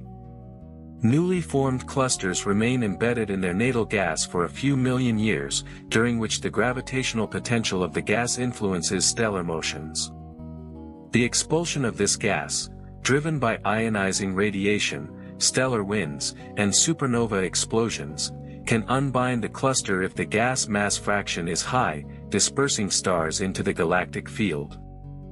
Conversely, if the cluster is sufficiently dense and massive, it may remain bound, evolving dynamically through stellar encounters, mass segregation, and eventual core collapse. These processes leave imprints on the cluster's structure and stellar content that can be traced back to its birth conditions within the molecular cloud. The role of feedback is particularly critical. Massive stars emit prodigious amounts of ultraviolet radiation, which ionizes surrounding hydrogen, creating expanding bubbles of hot plasma known as H2 regions. These bubbles, along with stellar winds, carve out cavities and drive shock fronts into the surrounding molecular material. In some cases, this feedback compresses nearby gas, triggering a new wave of star formation in a process known as triggered star formation. In other cases, it disperses the gas entirely, quenching further star formation and effectively ending the cloud's active life. Supernova explosions, occurring within 3 to 10 million years after the most massive stars are born, inject vast amounts of kinetic energy, heat, and enriched material into the interstellar medium, seeding future molecular clouds with heavier elements essential for planet formation and complex chemistry. The chemical evolution within molecular clouds links directly to the long-term habitability potential of galaxies.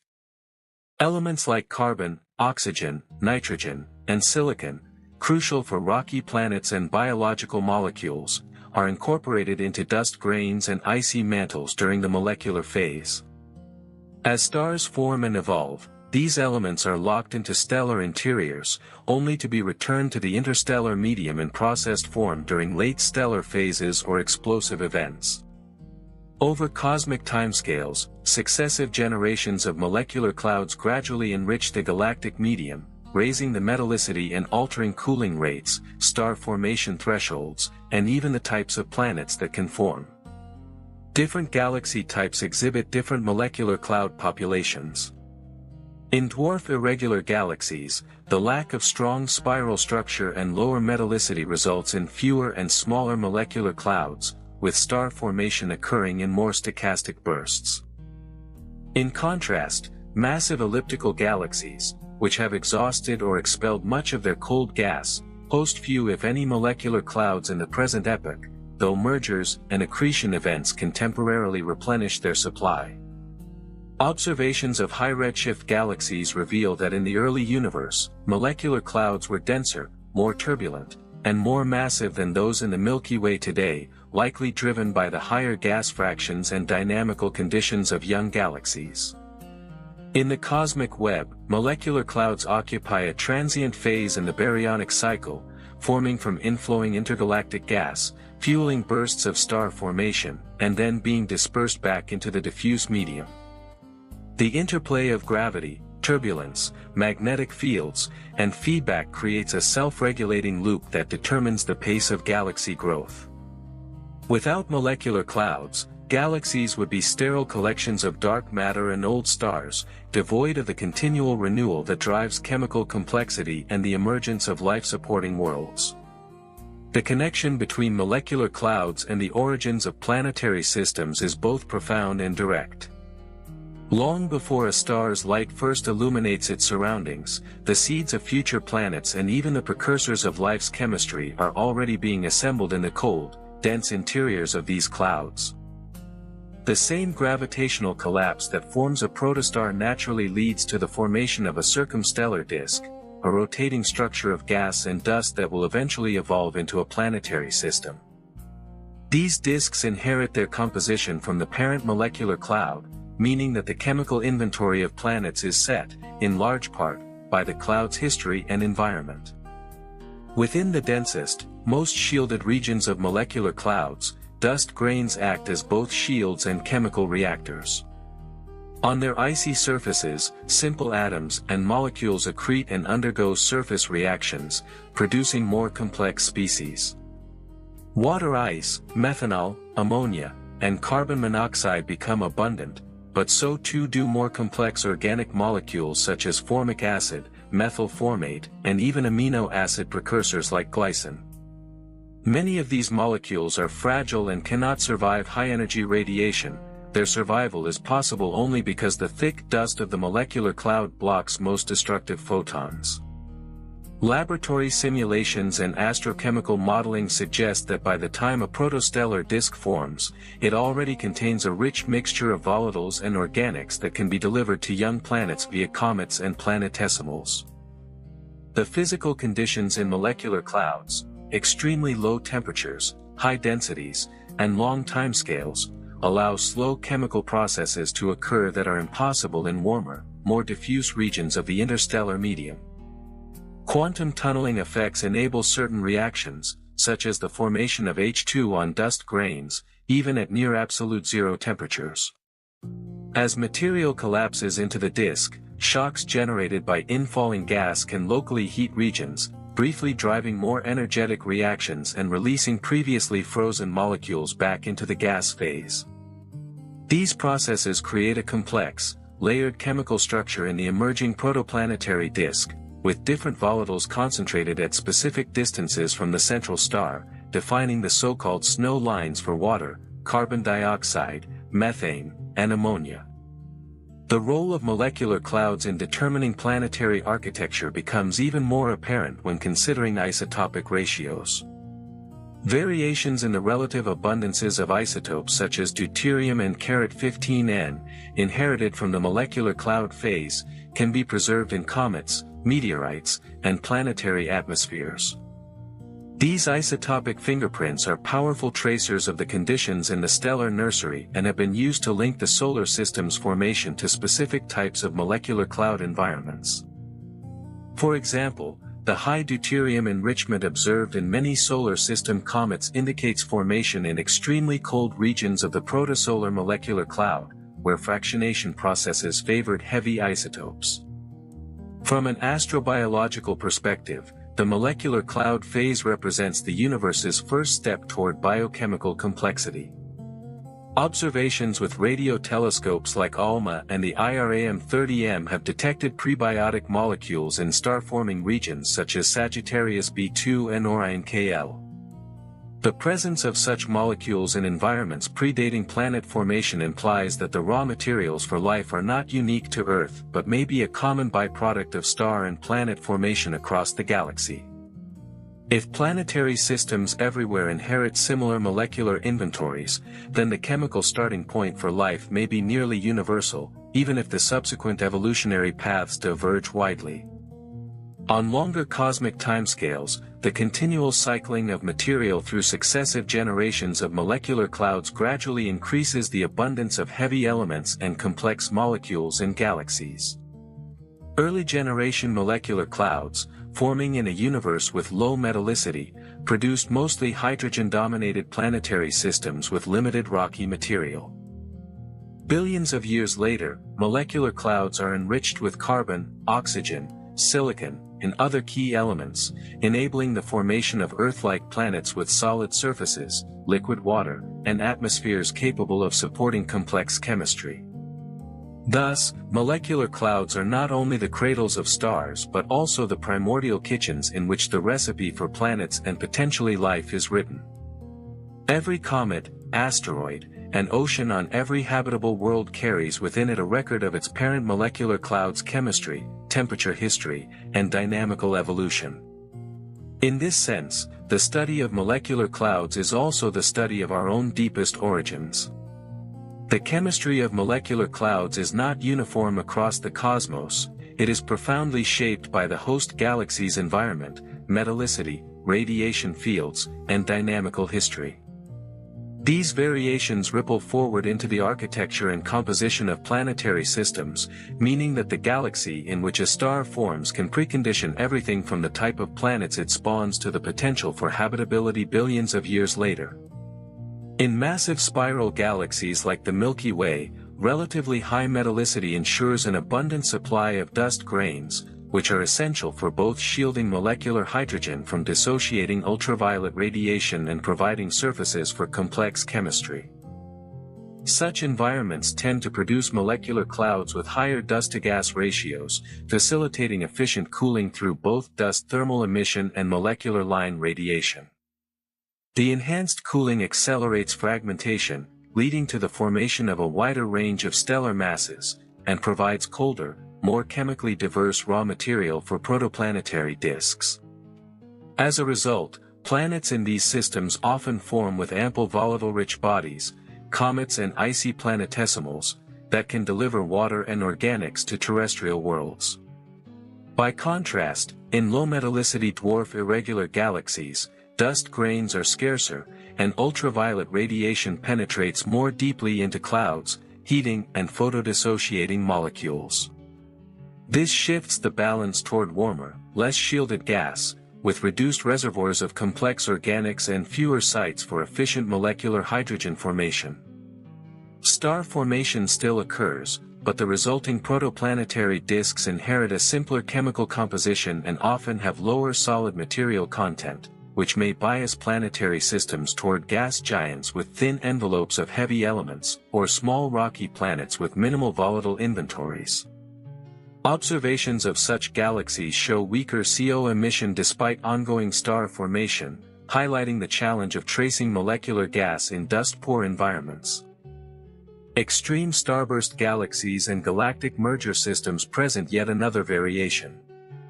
Here, tidal interactions and violent gas inflows compress molecular clouds to extraordinary densities and pressures, sometimes exceeding 10 to the power of 5 particles per cubic centimeter.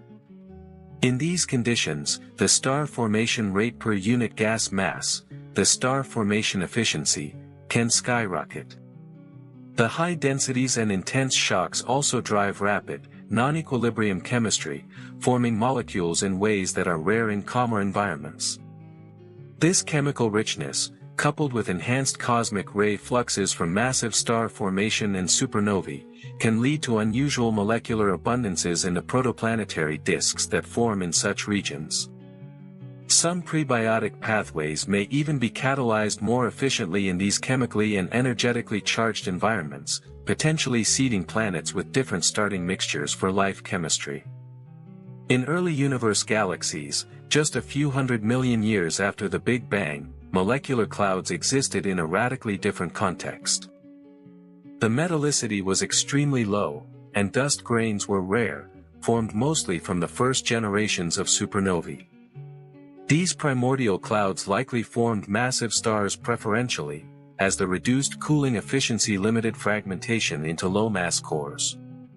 Planets forming in such systems, if at all, would have been dominated by hydrogen-helium envelopes with minimal rocky material. Over billions of years, as repeated cycles of star formation and cloud enrichment proceeded, the diversity of possible planetary architectures increased, culminating in the rich chemical landscapes we see in galaxies today. Even within a single galaxy, location matters. In the inner regions of the Milky Way, closer to the galactic center, molecular clouds are subject to higher cosmic ray fluxes, stronger magnetic fields, and more frequent shocks from spiral arm crossings.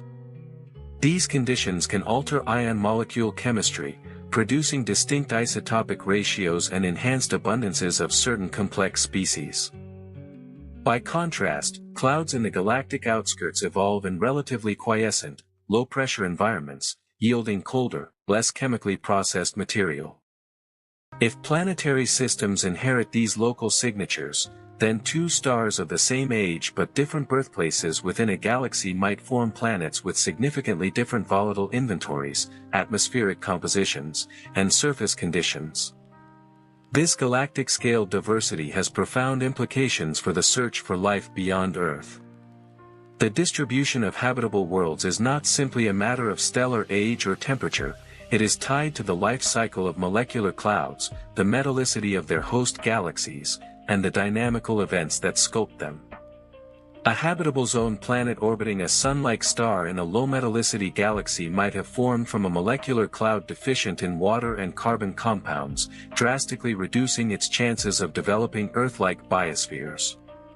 Conversely, planets formed in chemically rich starburst environments could possess atmospheres and oceans teeming with complex organics from the outset.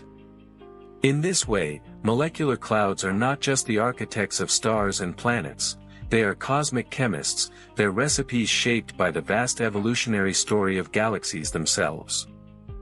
Understanding these variations requires not only detailed molecular line surveys across different galactic environments but also the integration of astrochemical modeling, galactic evolution theory, and exoplanet studies. By mapping the chemical fingerprints of molecular clouds throughout the universe, astronomers can begin to predict where in space and time the conditions for life might be most favorable. The coming decades of observational astrophysics promise a transformational leap in our understanding of molecular clouds, thanks to a new generation of ground-based and space-based observatories capable of probing these stellar nurseries with unprecedented sensitivity and resolution. These instruments will allow scientists to trace the life cycle of molecular gas from galaxy-wide structures down to the intricate suboscales of individual planet-forming disks, finally linking the physics of the interstellar medium directly to the origins of habitable worlds. The James Webb Space Telescope, JWST, already operational, is revealing details of molecular clouds that were previously inaccessible. Its infrared sensitivity allows it to pierce through dense dust columns and detect faint emission from ices, polycyclic aromatic hydrocarbons, PAHs, and other organic molecules hidden in cloud interiors. Spectroscopy with JWST's NIRSpec and MIRI instruments can identify the vibrational and rotational signatures of complex molecules with extraordinary precision, mapping their spatial distribution within protostellar envelopes and disks. These observations are beginning to connect large-scale cloud chemistry to the chemical inventories of young planetary systems, showing how initial conditions imprint themselves on future planets. On the radio and submillimeter front, the Atacama Large Millimeter/Submillimeter Array, ALMA, has already revolutionized our view of molecular clouds, but its capabilities will be complemented and expanded by the planned next-generation Very Large Array, INGVLA. The INGVLA will provide both high-resolution imaging and extreme sensitivity to faint molecular transitions, enabling astronomers to trace the low-abundance isotopologues that act as key diagnostics of cloud temperature, density, and chemical history. This will be critical for understanding isotope fractionation, which carries signatures of the environments where prebiotic chemistry flourishes. The Extremely Large Telescope, ELT, currently under construction in Chile, will extend our reach into the optical and near-infrared regime with a 39-meter aperture, allowing detailed spectroscopy of individual stars still embedded in their birth clouds. By measuring stellar abundances at the earliest stages of evolution, the ELT will provide a direct test of how molecular cloud composition translates into stellar and planetary compositions. Adaptive optics will also permit diffraction-limited imaging of star-forming clusters in nearby galaxies, revealing environmental differences in star formation efficiency and feedback. Meanwhile, the Square Kilometer Array, SKA, once operational, will offer an unparalleled view of the large-scale structure of the cold interstellar medium, mapping atomic and molecular gas over vast areas of the sky. It will detect faint OH, NH3, and even prebiotic molecule transitions in distant galaxies, opening a statistical window on the diversity of molecular cloud chemistry across cosmic time. By combining SKA data with JWST and ALMA observations, astronomers will be able to construct a continuous chain of evidence from galactic inflows to the chemistry of icy bodies and planet-forming systems. In addition, future space missions like Origin Space Telescope, OST, and proposed far-infrared interferometers will directly target the coldest, most obscured phases of molecular cloud evolution, detecting water vapor, ices, and complex organic molecules with exquisite sensitivity. These facilities will probe the earliest moments when a cloud begins to fragment, determining the physical and chemical conditions before the first protostars ignite.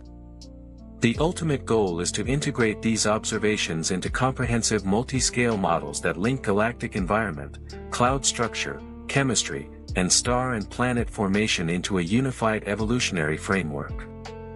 These next-generation observations will also address one of the most pressing questions in astrobiology: how common are the chemical prerequisites for life in the universe?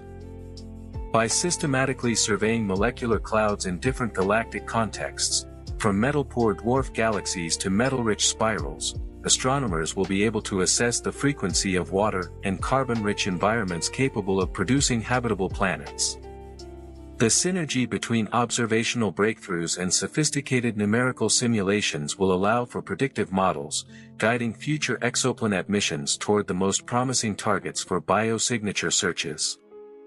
In this way, molecular clouds will no longer be studied in isolation, as static backdrops to star formation, but as dynamic, chemically evolving systems whose influence can be traced from interstellar scales down to the molecular compositions of alien oceans. The next decade promises to transform our theoretical and observational grasp of these cosmic nurseries, turning them from mysterious dark patches in the sky into fully understood engines of galactic and planetary evolution. The next frontier in the study of molecular clouds will be the creation of digital twins, high-fidelity, physics-rich simulations that replicate real, observed star-forming regions in exquisite detail. These models will merge the latest observational data with advanced computational astrophysics, enabling scientists to run controlled experiments on the cosmos that would be impossible to perform in reality. The foundation of these digital twins will come from multi-scale simulations that couple galactic dynamics, magnetohydrodynamics, MHD, radiative transfer, and astrochemistry. Current computational models already simulate turbulent cloud collapse, protostellar disk formation, and feedback processes such as ionizing radiation and supernova explosions. However, future frameworks will integrate these processes seamlessly from kiloparsec galactic flows down to the suboscales of protoplanetary disks. This will require petascale and even exascale computing resources, with adaptive mesh refinement, AMR, or smooth particle hydrodynamics, SPH, techniques capturing both large-scale galactic inflows and the fine structure of filamentary gas. AI-assisted modeling will play a transformative role. Machine learning algorithms can be trained to detect and classify morphological features in molecular clouds, such as filaments, cores, or bow shocks, directly from vast observational datasets collected by JWST, ALMA, and the upcoming INGVLA. These AI models can then adjust simulation parameters in real time, ensuring that the digital twin evolves in close agreement with observed reality. For example, an AI model might identify an unexpected chemical abundance gradient in a cloud, prompting the simulation to adjust cosmic ray ionization rates or UV flux to reproduce it.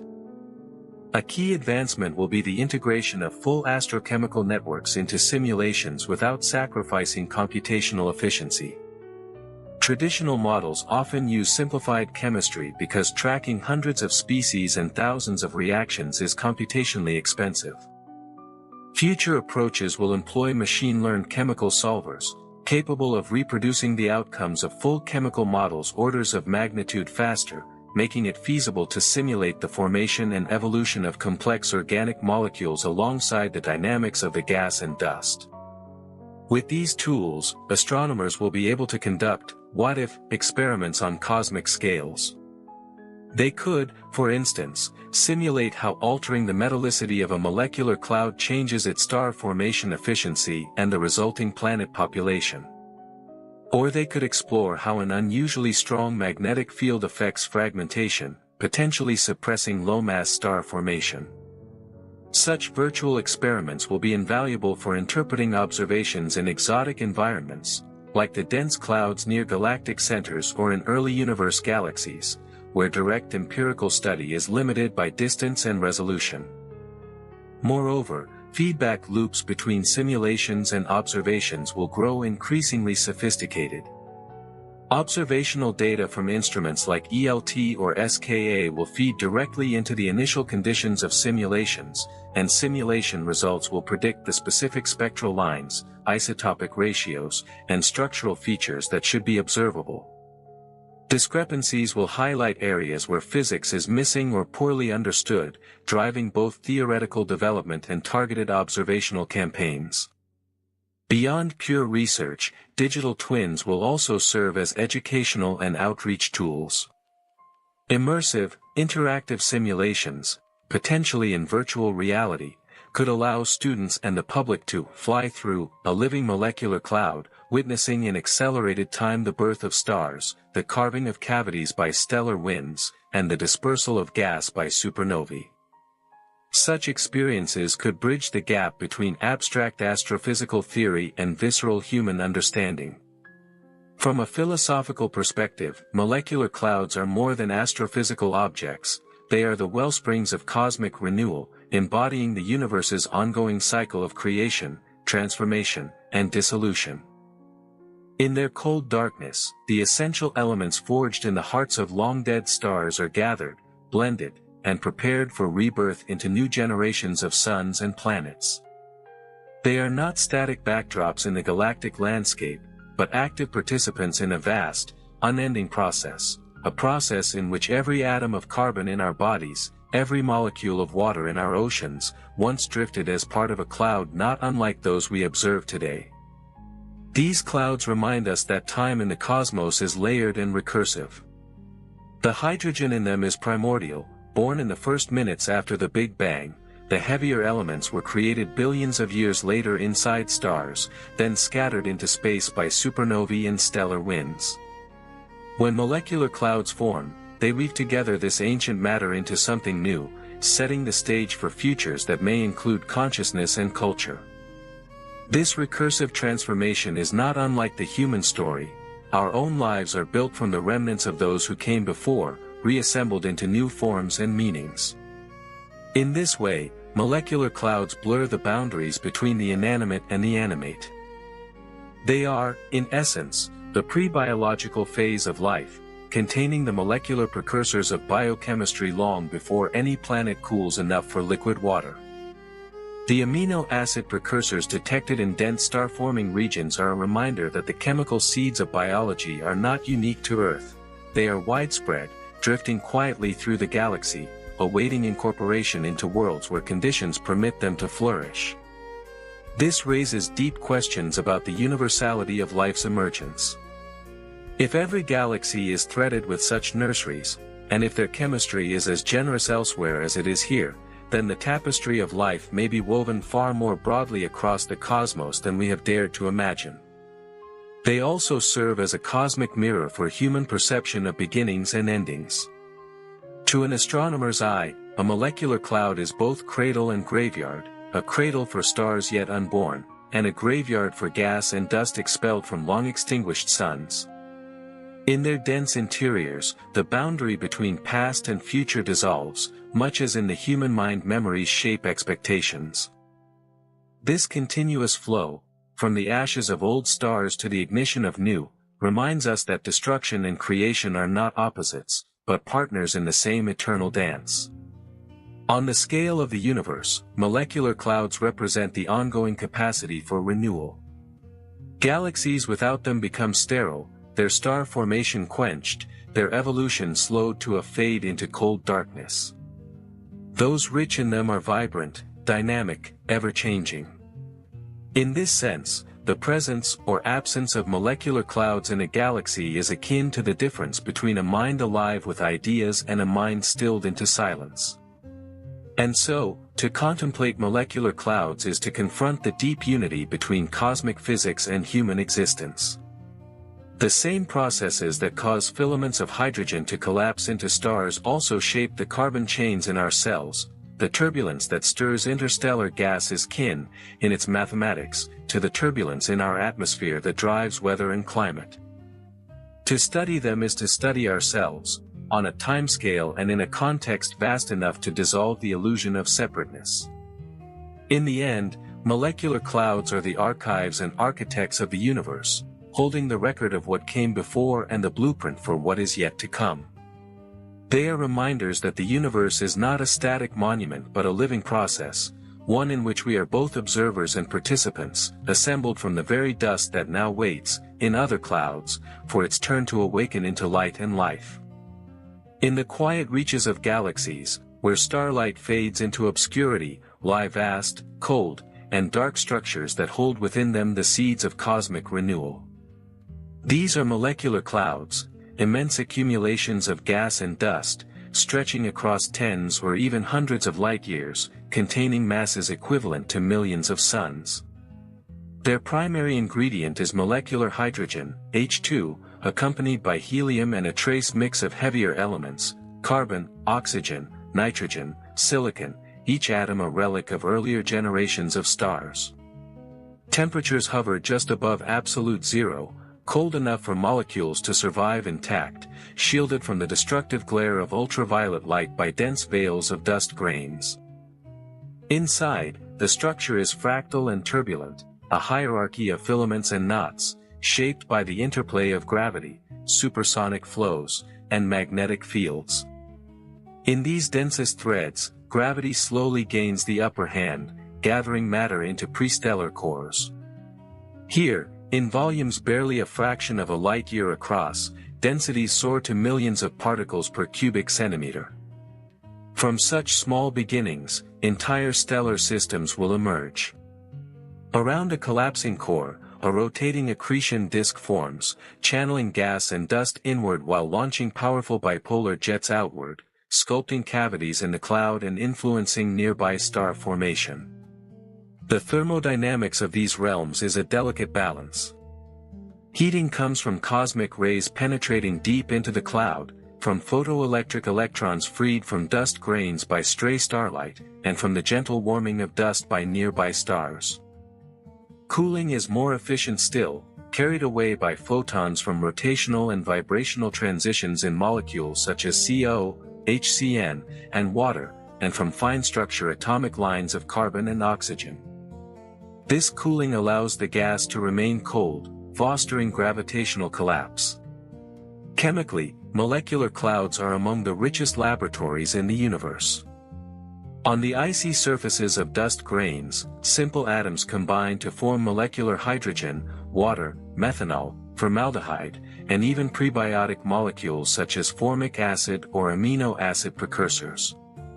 Many of these compounds remain frozen until the warmth of newborn stars releases them into the gas, enriching their surroundings. Thus, long before planets form, the chemical blueprint for oceans, atmospheres, and possibly life itself is already written. These clouds are not uniform across the cosmos. In metal-rich spiral galaxies, they are abundant in dust, shielded, and chemically complex, producing planetary systems rich in volatiles and organic compounds. In low metallicity dwarf galaxies, with less dust and weaker shielding, molecular gas is warmer, more exposed to radiation, and poorer in complex molecules, yielding a different planetary chemistry. In the early universe, molecular clouds formed in a dust-scarce environment, producing massive stars more readily than small ones, and likely creating planetary systems very unlike those of today. Observations with JWST, ALMA, and future telescopes such as INGVLA, ELT, and SKA are beginning to connect the largest scales, galactic flows of gas, to the smallest, the chemical makeup of planet-forming disks. Soon, Digital twins of molecular clouds will combine real observations with AI-driven simulations, allowing astronomers to replay and even alter the cosmic conditions of a specific region. In these virtual experiments, we will see how changing metallicity, magnetic field strength, or turbulence might alter the destiny of a cloud, its stars, its planets, and its potential for life. Yet beyond the physics and chemistry lies a deeper truth. Molecular clouds are both cradles and graveyards. The gas and dust within them are the ashes of long-dead stars, mixed with hydrogen born in the first minutes after the Big Bang. Out of this ancient material, new suns ignite, planets take shape, and oceans eventually fill with water whose molecules once drifted in darkness for millions of years. In their silent depths, destruction and creation are not opposites but partners in an endless cycle. Time here is not linear but recursive. The death of one generation of stars fuels the birth of the next. Every atom of carbon in our bodies, every drop of water in our seas, was once part of a molecular cloud like these. To study them is to study ourselves, not metaphorically, but literally. For they are the archives and architects of the universe, holding the record of what has been and the blueprint for what is to come. Without them, galaxies fade into stillness. With them, the cosmos remains alive, dynamic, and full of possibility. And somewhere, deep within their cold embrace, the chemistry of life begins its long, patient journey toward consciousness. Molecular clouds invite us to rethink the boundaries we draw between the inert and the alive. Though they contain no cells, no conscious minds, they are the pre-biological stage of life, incubators of chemistry that, given the right conditions, can evolve into biology.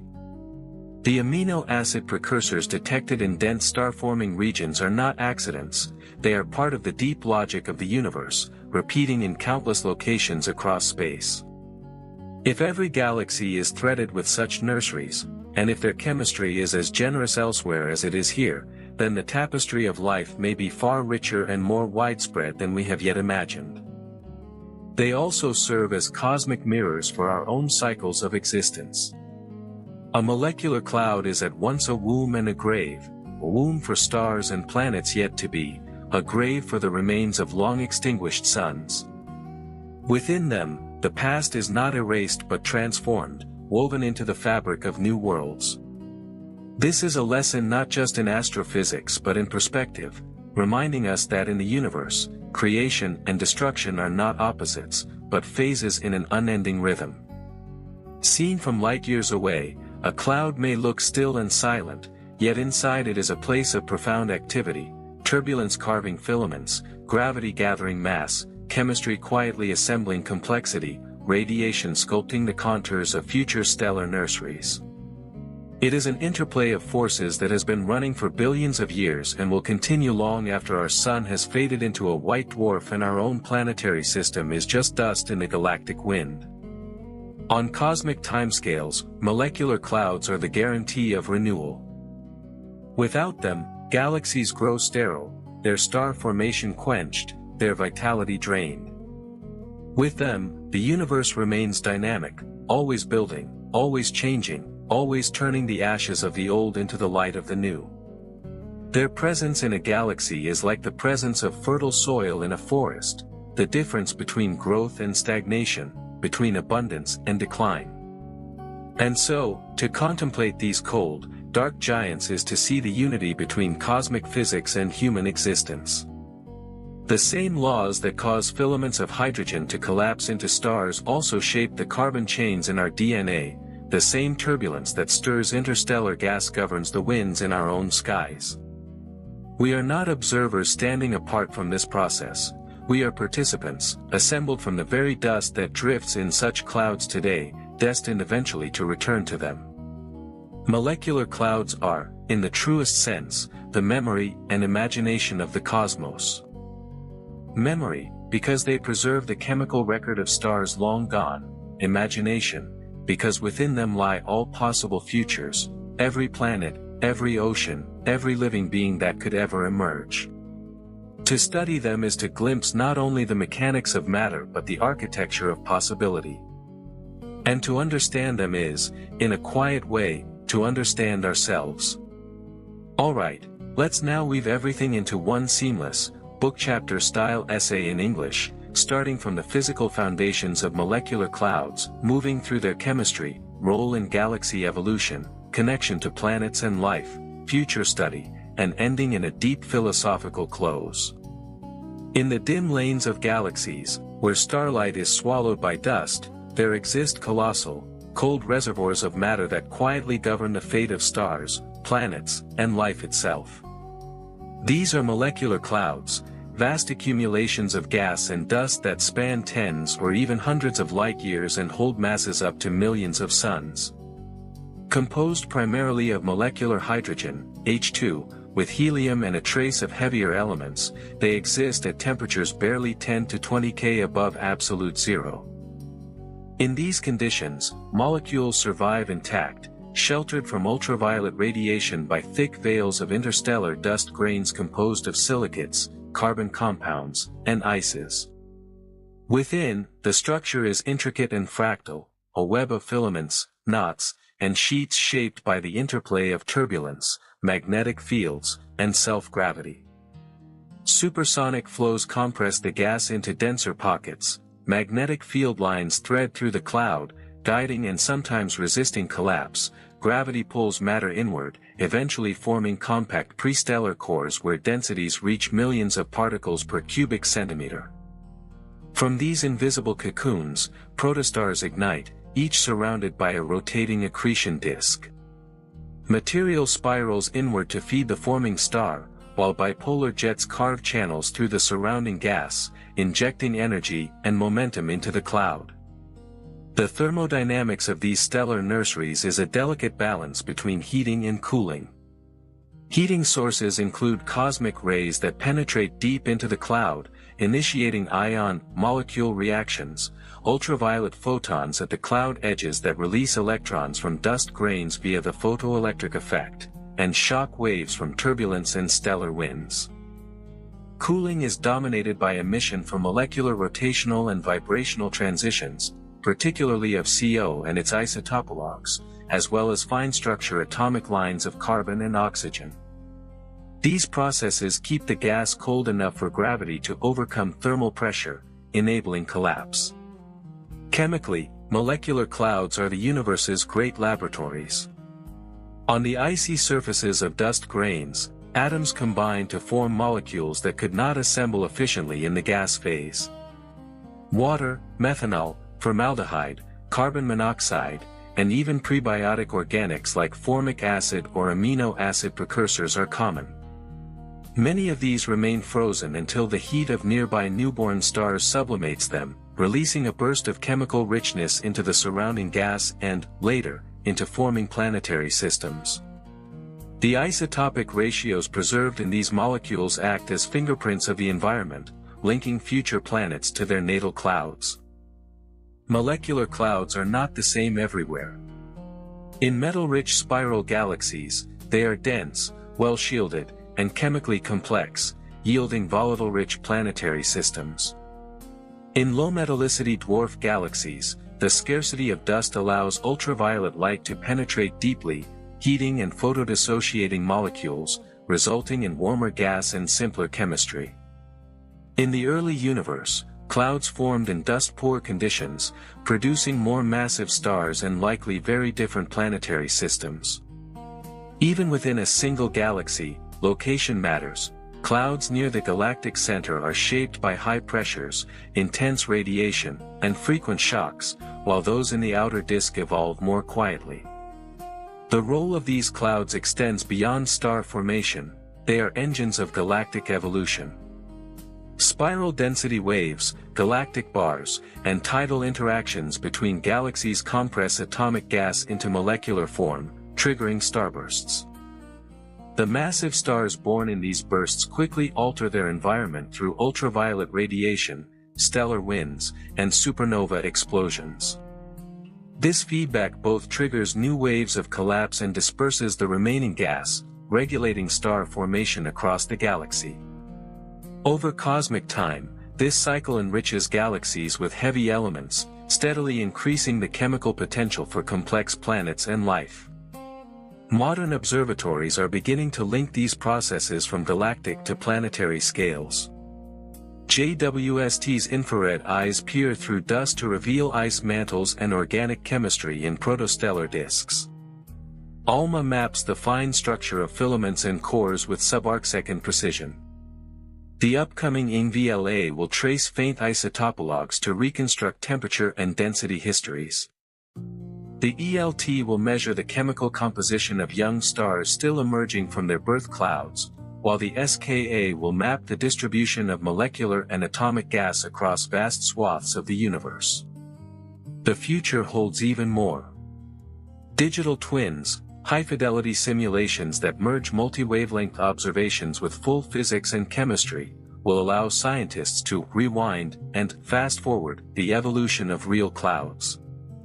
AI-driven analysis will match simulation to observation, refining our understanding of turbulence, magnetic regulation, and astrochemical pathways. We will be able to run controlled cosmic experiments, change metallicity, alter cosmic ray flux, increase magnetic field strength, and watch the fate of stars, planets, and habitability unfold. Yet beyond the equations and spectra, molecular clouds carry a deeper resonance.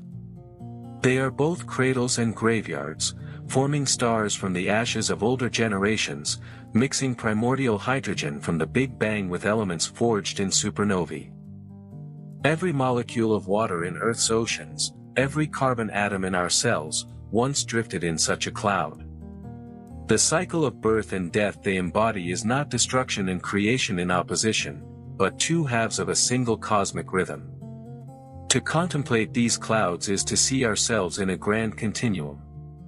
The same laws that draw filaments of hydrogen together also shape the carbon chains in our DNA. The turbulence that stirs their interiors is kin to the chaos that drives weather in our own skies.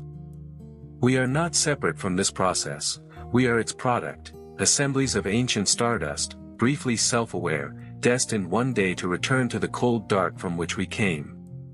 Molecular clouds are the memory and imagination of the cosmos. Memory, because they preserve the chemical record of all that has come before; imagination, because they contain all that could be, every star, every world, every ocean, every living being that may yet arise. To study them is not just to understand the mechanics of star formation, but to touch the blueprint of possibility itself.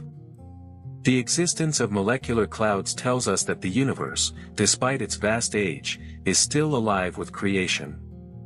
They are the reservoirs of the possible, holding back entropy for a little while by condensing energy and matter into ordered structures, stars, planets, and eventually life. Yet their presence is temporary on the cosmic stage. Over tens of millions of years, feedback from star formation disperses them back into the interstellar medium. This transience means that, at any given moment, only a small fraction of a galaxy's gas is in the molecular phase, actively engaged in forming new stars. In galaxies where molecular clouds are depleted or destroyed, through bursts of feedback, environmental stripping, or simply consumption over time, star formation slows, and the galaxy begins to fade. Elliptical galaxies, with their smooth, featureless shapes, are often the final resting places of gas-poor systems. They still carry the memory of the stars they once birthed, but without molecular clouds, they can no longer renew themselves. In this way, the distribution of molecular clouds across cosmic structures marks the difference between galaxies that are still part of the universe's creative present and those that belong to its silent past. On even larger scales, molecular clouds participate in the architecture of the cosmic web. They are fed by galactic inflows, streams of intergalactic gas that funnel along filaments of dark matter. When these inflows reach the inner regions of a galaxy, they replenish the raw material for new clouds, linking the life of a single star-forming region to the dynamics of structures millions of light-years across. This connection means that the conditions for life on a planet can be traced, in part, to the gravitational scaffolding of the universe itself. As the cosmos ages toward its distant future, the balance will shift. Star formation will slow as gas is locked away in long-lived stars or ejected into intergalactic space. Molecular clouds will become rarer, until the last ones form their final stars. The universe will then enter a quieter phase, where no new suns rise and the legacy of molecular clouds lives only in the aging light of the stars they once created. And yet, in this long future silence, the chemical work of molecular clouds will remain, in frozen oceans, in the atmospheres of ancient worlds, in the carbon chains that may still carry life's processes far from our own. Their role in cosmic history will have ended, but their imprint will endure, written into every molecule that ever passed through their cold embrace. For now, though, they continue their work, unseen to the naked eye, yet shaping everything we see. They remind us that the universe is not static but in perpetual dialogue with itself, matter cycling between diffuse gas, dense clouds, blazing stars, and the complex structures those stars enable. And somewhere, in one of countless clouds scattered across space, the process that once shaped our own sun and earth is unfolding again, silently, patiently, inevitably. In the end, molecular clouds are more than astronomical phenomena. They are the breathing spaces of the cosmos, where the raw materials of matter pause in darkness before taking on new form. They hold the memory of the universe's past in every atom forged in ancient stars, and the imagination of its future in every star, planet, and ocean yet to come. We owe our existence to one such cloud, long vanished into the light of our sun and the matter of our world. The oxygen we breathe, the carbon in our cells, the water in our blood, all were once part of a cold, silent nebula drifting in the galactic night. To look upon a molecular cloud is, in a sense, to look back into our own beginnings, and forward into the countless beginnings still to come. As long as they exist, the universe will never be finished. And even when their last tendrils dissolve into the silence of cosmic time, the worlds they shaped and the lives they made possible will remain as their final testament, proof that, in the deep cycles of creation and transformation, nothing is ever truly lost. Plunging through a cluster at 1,000 to 2,000 kilometers per second, a spiral meets the headwind of the intracluster medium and the pressure term ρV superscript 2 outmuscles the galaxy's own grip on its gas. The disk's cold reservoir peels back, first at the outskirts where gravity is weakest, then inward as the bow shock and shear build. Magnetic fields drape around the leading edge, Kelvin, Helmholtz billows roll along the interface, and long, filamentary wakes stream behind like tentacles. Along those filaments, knots ignite where stripped clouds are briefly compressed, H-alpha beads trace pockets of starbirth that will fade once the fuel thins. Metallicity gradients flatten as if a spoon stirred the disk, the warm halo collapses, the circumgalactic pan